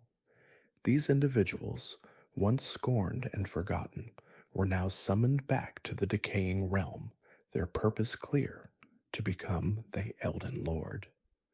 Their journey, fraught with peril and uncertainty, would begin in this broken world, a world yearning for a new beginning, a world awaiting a champion to mend its shattered heart. The stage was set for their arrival, and the fate of the lands between rested upon their shoulders. And so, we arrive at the post shattering era, a time defined by the return of the Tarnished, a pivotal moment in the lands between. It was long after the shattering of the Elden Ring and the subsequent descent into chaos that a forgotten decree from Queen Marika the Eternal would finally bear fruit. For centuries, the Tarnished, individuals once blessed by the guiding light of grace, had been cast out from the lands between. Their exile was not a sudden event, but a gradual withdrawal of favor, culminating in a definitive banishment. The historical record, though fragmented, points to Queen Marika herself as the architect of this expulsion. Her motivations remain a subject of scholarly debate, but the outcome was undeniable. The Tarnished were stripped of their grace, the golden light that emanated from the Erd Tree and provided divine guidance, and were forced to abandon their homeland. Among the first, and arguably the most significant of these exiles, was Godfrey, the first Elden Lord. Once a revered warrior and consort to Queen Marika, Godfrey, then known as Huara Lu, was a figure of immense power and prestige. Yet even he was not immune to Marika's decree. His grace, the very essence of his connection to the Erd Tree and his status as Elden Lord, was systematically withdrawn. This act, whether a punishment, a strategic maneuver, or a prophetic setup, transformed Godfrey into the first Tarnished. He, along with his warriors, was sent away from the lands between, embarking on what would become known as the Long March. This wasn't merely a political exile, it was a spiritual severance, forcing these once favored individuals to live and die in foreign lands, far from the life-giving and soul-sustaining light of the Erd Tree. They were condemned to wander, to fight, and to perish in obscurity, their very existence a testament to Marika's inscrutable will.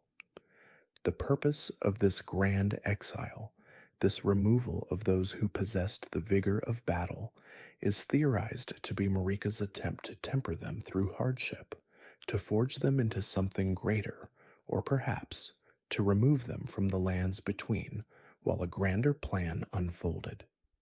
Their absence allowed the demigods, Marika's children, to consolidate power and engage in the devastating conflict that would become the Shattering. For generations, the Tarnished endured this existence, their lineage continuing in lands far removed from the golden glow of the Erd Tree. They fought wars in distant realms, established fleeting settlements, and for all intents and purposes became a forgotten people in the annals of the lands between. However, as the Shattering reached its devastating crescendo, and the lands between descended into utter chaos, a miraculous event occurred. Grace, the very guidance that had been withdrawn centuries prior, inexplicably returned to the Tarnished. It was not a universal return, but a selective one, a beacon of golden light that began to call them back to the shattered land they had once called home. This resurgence of grace was a direct consequence of the Elden Ring's shattering, a desperate, perhaps even instinctual response from the greater will or the Erd Tree itself to the encroaching madness and decay. The guidance of grace, once a universal blessing, now manifested as a distinct, almost personal calling. This renewed guidance was not bestowed upon every single descendant of the exiled Tarnished. Instead, it was specifically directed towards a select few, individuals who, for reasons unknown, were deemed to possess the potential to mend the shattered Elden Ring, and in doing so, become the Elden Lord. This selective calling hinted at a grander design, a preordained destiny for these chosen few. They were not merely being invited back, they were being summoned and trusted with a monumental task that would determine the fate of the entire realm. The very notion of an Elden Lord, a sovereign ruler who wielded the power of the Elden Ring, was a concept intrinsically tied to the stability and prosperity of the lands between. With the ring shattered, the land itself was fractured, and only a new Elden Lord could hope to restore order. Upon their return, the Tarnished found themselves under the indirect yet undeniable authority of the Two Fingers. These colossal, ancient entities, residing within the Round Table hold, served as conduits for the greater will, the outer god believed to be the source of the Erd Tree's power.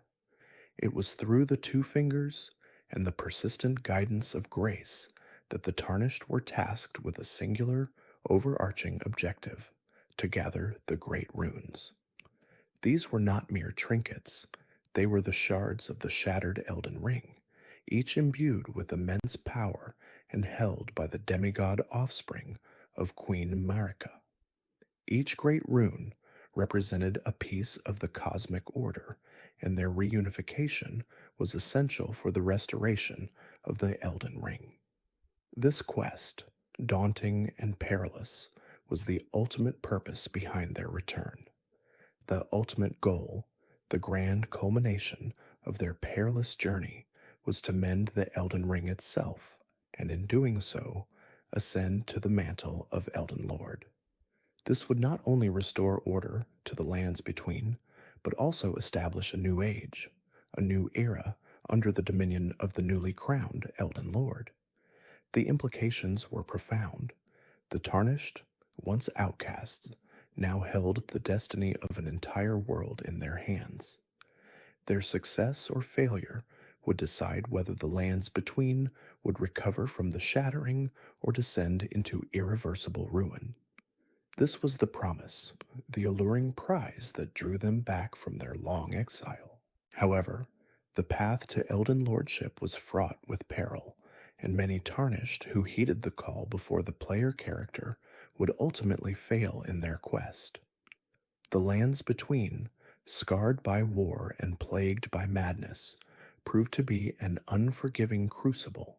Some Tarnished, unable to bear the weight of their burden or succumbing to the horrors they encountered, would become Fingers, individuals whose purpose was reduced to simply interpreting the cryptic messages of the Two Fingers, their own ambitions and agency lost. Others succumbed to madness, their minds shattered by the pervasive despair and the grotesque realities of a world undone. The journey was not for the faint of heart, and the vast majority of those who returned found their aspirations extinguished long before they could approach the Erd Tree. Their stories, though untold in detail, serve as a stark warning of the immense challenges that lay ahead. Among the returning Tarnished, a diverse array of individuals emerged, each with their own interpretations of Grace's calling and their own approaches to the shattered world. Sir Gideon Ofnir, for instance, known as the All-Knowing, chose a path of intellectual pursuit rather than direct confrontation. He dedicated himself to gathering knowledge, meticulously collecting lore, prophecies, and secrets from across the lands between. His goal was not to mend the Elden Ring himself, but to understand its true nature, the motivations of the outer gods, and the intricate tapestry of the world's history. He believed that true power lay in comprehensive understanding, and that knowledge was the key to navigating the treacherous path to Elden Lordship. He established the Round Table Hold as a sanctuary for those who sought knowledge, a place where information could be exchanged and theories debated, though his motives were not entirely altruistic, as he sought to hoard knowledge for himself. Other Tarnished, like D, Hunter of the Dead, focused on more specific, immediate threats. Dee was a staunch devotee of the Golden Order, the prevailing religious and political institution in the lands between, and dedicated his life to hunting those who live in death. These grotesque, undead creatures, often animated by the power of Deathroot, posed a significant threat to the natural order and the sanctity of life. Dee saw his purpose as purging the lands between of this unnatural blight, believing that by eliminating these abominations, he was contributing to the eventual restoration of the Golden Order, and by extension, the Elden Ring. His singular focus, while admirable, often led him to clash with those who sought alternative solutions or held different beliefs about the nature of death and undeath. And then there is you, the player tarnished. Your journey begins not with a grand fanfare, but with a quiet awakening at the Chapel of Anticipation, a desolate ruin on the fringes of the lands between. You are guided there by the persistent, undeniable call of grace, a golden thread pulling you back from the abyss of exile. Your initial state is one of vulnerability, a stark contrast to the legendary warriors who once walked these lands. This weakness is immediately underscored by your first encounter, a confrontation with the grafted scion, a grotesque creature composed of multiple limbs and weapons, a horrific testament to the depravity that now pervades the lands between. This creature, a product of the demigod Godric the Grafted's macabre experiments, easily overwhelms you, signifying your initial powerlessness and the immense challenges that lie ahead. Your defeat is not a sign of failure, but a harsh introduction to the brutal reality of the shattered world. It is in the wake of this initial defeat, this humbling experience, that you encounter Melina, a mysterious maiden without a purpose, as she herself describes.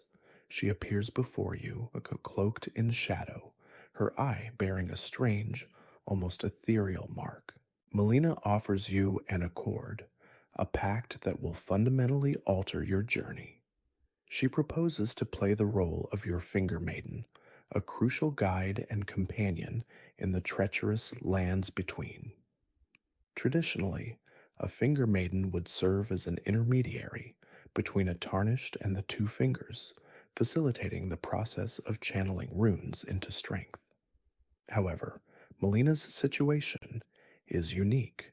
She is a maiden without a master, and you, a tarnished without a maiden.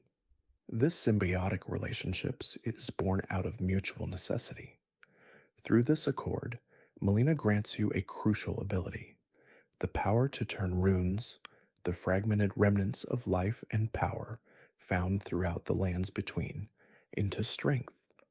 This process, known as leveling up, is essential for your survival and progression. By channeling runes through Melina, you are able to enhance your attributes, learn new abilities, and grow more powerful, slowly but surely, overcoming the initial weakness that led to your defeat at the hands of the grafted scion. Melina becomes your constant companion, offering guidance, insight, and a crucial means of growth, her presence a beacon in the desolate landscape of the lands between. Her motivations, like so much else in this shattered world, are shrouded in mystery, but her aid is undeniable, propelling you forward on your arduous quest to mend the Elden Ring and claim your destiny as Elden Lord. Following their exile, a period whose duration remains somewhat shrouded in the mists of history, but which concludes with the current game events, the Tarnished, a descendant of the ancient inhabitants of the lands between, awakens in Limgrave. This awakening marks the beginning of their monumental quest to collect the great runes, the shattered fragments of the Elden Ring itself. Discarded and forgotten, these tarnished, once exiled, are now beckoned by the guidance of grace, an ethereal golden light visible only to them, a divine whisper from the greater will, the outer God that governs the lands between. This grace, channeled through the two-fingered emissaries of the greater will, the two fingers, tasks the tarnished with a singular, profound purpose, to become the Elden Lord, to mend the fractured Elden Ring, and to restore order to a world teetering on the brink of collapse. Early in their journey, amidst the desolate grandeur of Limgrave, the tarnished encounters Melina, a mysterious figure cloaked in shadow, her left eye sealed. Melina, herself a spirit of ambiguous origin, offers a pivotal compact. She will serve as the Tarnished's maiden, granting them the ability to transform runes, the very essence of life and power in the lands between, into strength in exchange for guidance to the Erd Tree, the colossal golden tree that dominates the landscape and symbolizes the divine order of the world. This symbiotic relationship is crucial, as without a maiden, a tarnished cannot channel the power necessary to challenge the demigods and claim their great runes. The first major obstacle in the tarnished's path is Stormvale Castle, a formidable fortress ruled by Godric the Grafted. Godric, a grotesque descendant of Marika and Godfrey, has literally grafted the limbs of countless warriors onto his own body in a desperate attempt to gain strength, a testament to the depravity that has gripped the lands between since the Shattering. The Tarnished confronts and defeats Godric, claiming their first great rune. This victory is not merely a triumph of strength, but also a profound revelation, as it is through defeating Godric that the Tarnished truly begins to comprehend the devastating impact of the Shattering, the cataclysmic war that tore the Elden Ring apart and plunged the world into chaos, a conflict fueled by the ambitions and madness of Queen Marika's demigod children. The remnants of this war are visible everywhere, from the ruined castles to the wandering spectral soldiers. With a great rune in hand, the Tarnished then traverses Liurnia of the Lakes, a sprawling ethereal region characterized by its vast, shimmering waterways and ancient academy, Raya Lucarian Academy. This region is presided over by Renala, Queen of the Full Moon, a powerful sorceress and former consort of Radagon, who after his departure to become Marika's second consort, retreated into her grief and the solace of her academy.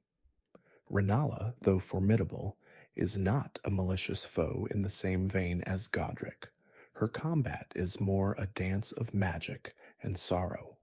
The Tarnished confronts her within the grand library of Raya Lucarian Academy, ultimately gaining another great rune, a relic of her shattered lineage.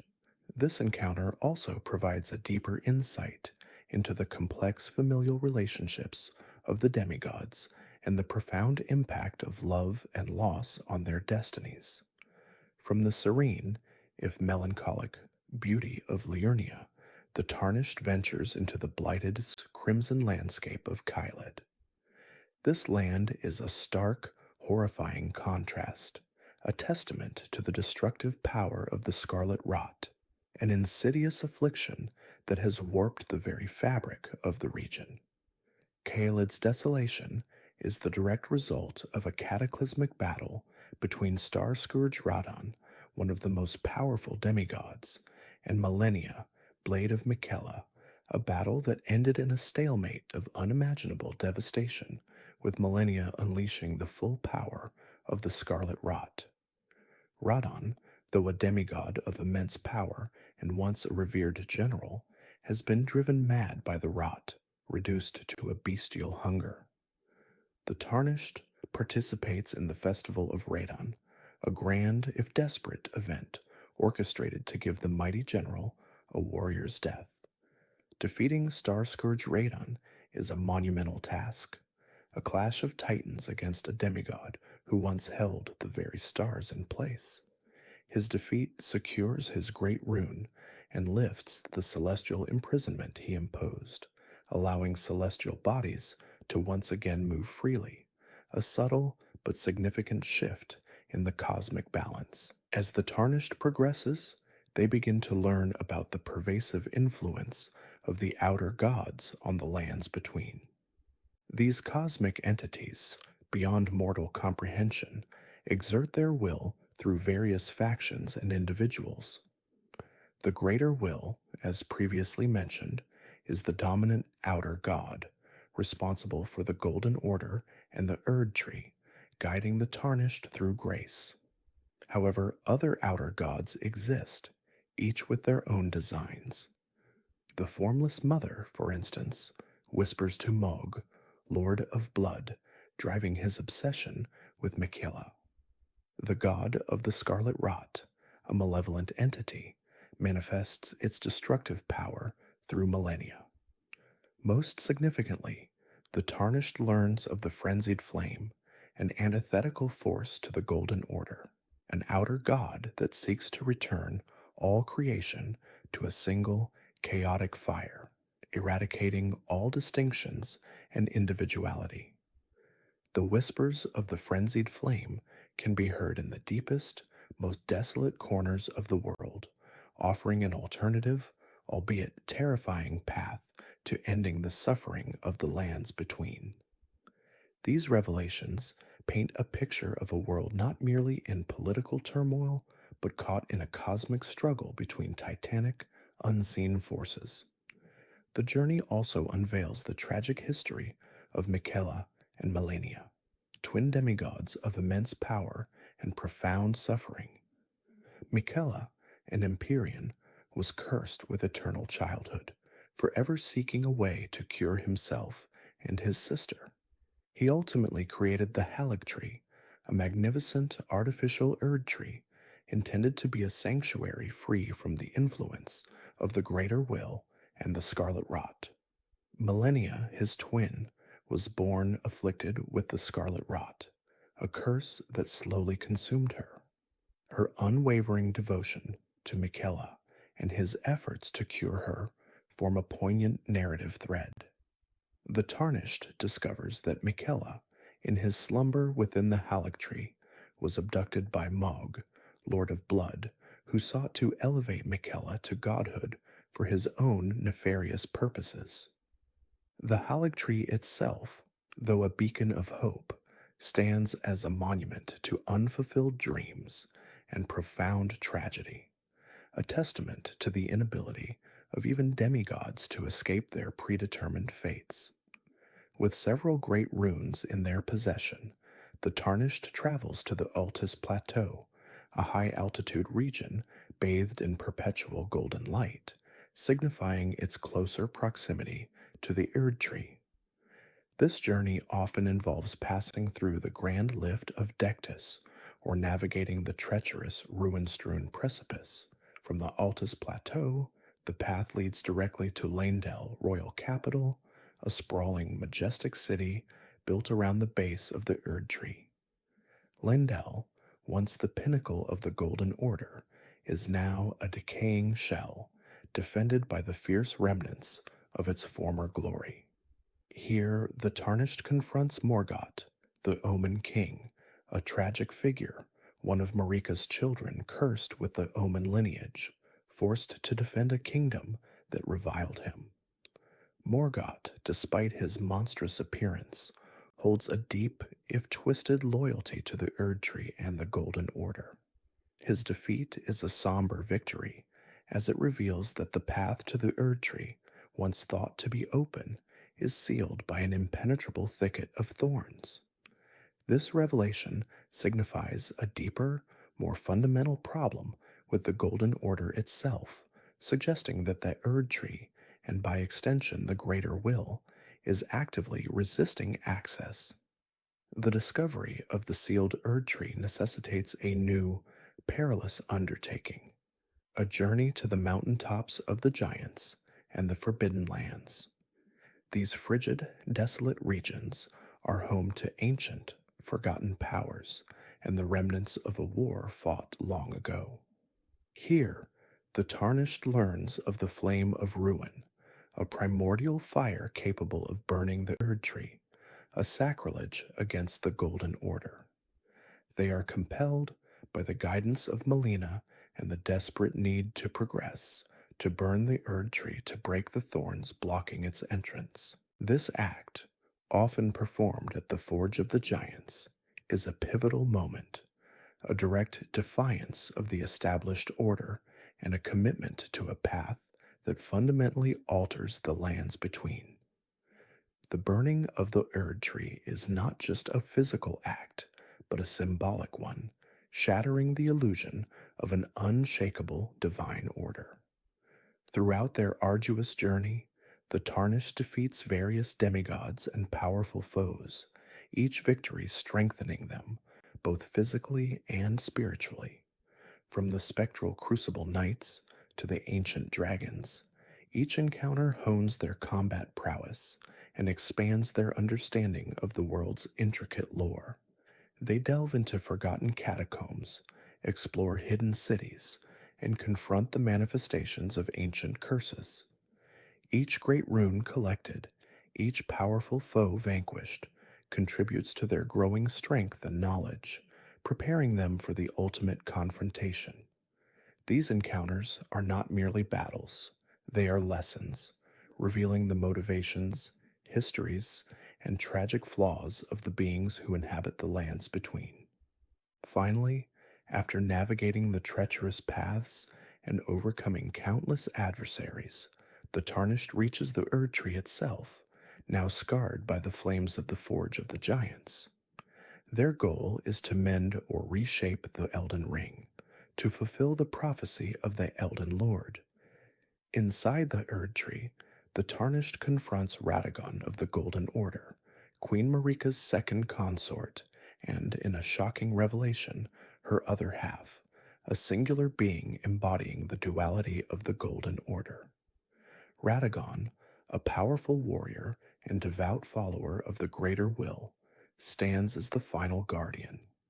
The battle against Radagon is a testament to the Tarnished's accumulated strength and skill, a clash against a being of immense power and divine connection. Upon defeating Radagon, the true final challenge emerges. The Elden Beast, the physical manifestation of the Elden Ring itself, a cosmic entity sent by the Greater Will to embody its power and order.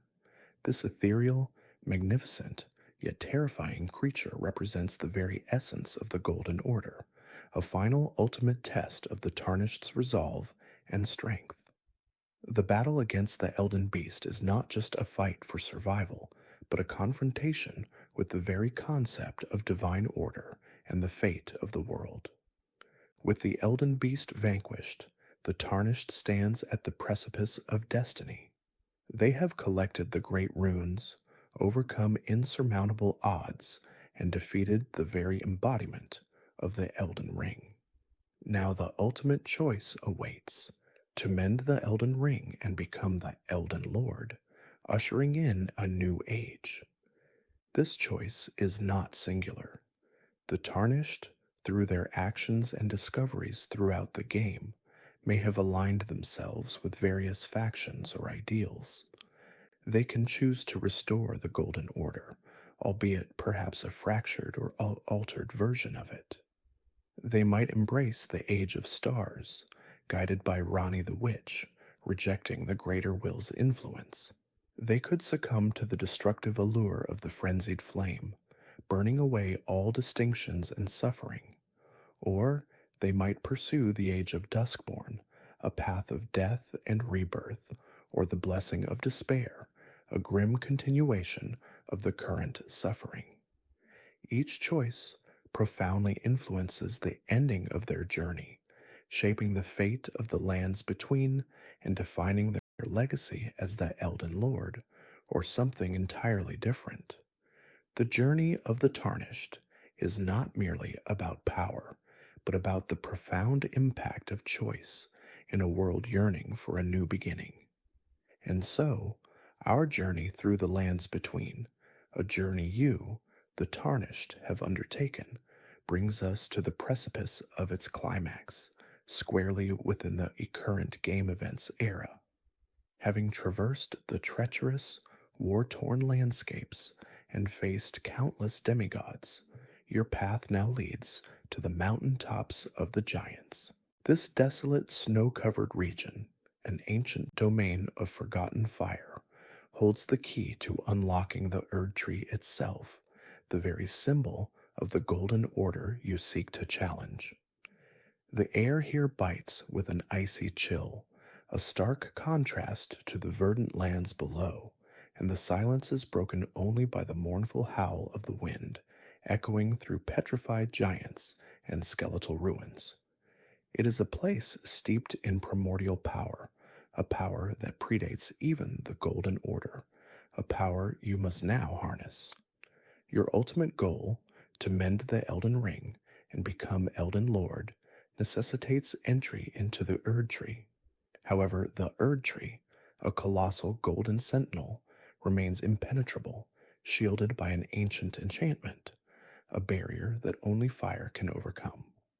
Specifically, the Soap's Flame of Ruin, a primordial fire, a relic of a time before Marika's reign, is required. This destructive flame, capable of consuming even the divine, lies dormant within the Bull's Forge of the Giants, a colossal crucible nestled deep within these frigid peaks. The legends speak of its immense power, a power that once threatened to engulf the entire lands between, a power that was ultimately contained but never truly extinguished. To ignite the Erd Tree, a monumental sacrifice is demanded. The ancient rites dictate that either you, the tarnished, must become kindling, offering your own life force to fuel the flame of ruin, or the dormant rune of death must be unleashed, its destructive power directed towards the sacred tree. This choice, a pivotal one, will define the very nature of your ascension and the future of the lands between. The rune of death, once whole and held by Malekith, was fractured by Marika herself, its fragments sealed away to prevent its destructive influence from spreading. Now, its full power is needed to break the Erd Tree's inviolable defenses. Before you can even contemplate this ultimate sacrifice, a formidable guardian stands in your way, the Spittibi Fire Giant. This colossal being, a remnant of the ancient race of giants, is the last of his kind, cursed to forever tend the flame of ruin at the forge. His very presence radiates primal heat, a stark contrast to the snow-laden landscape. His immense strength, his mastery over fire, and his unwavering devotion to his ancient duty make him a truly terrifying adversary. His defeat is not merely a conquest, but a symbolic severing of the last ties to a forgotten era.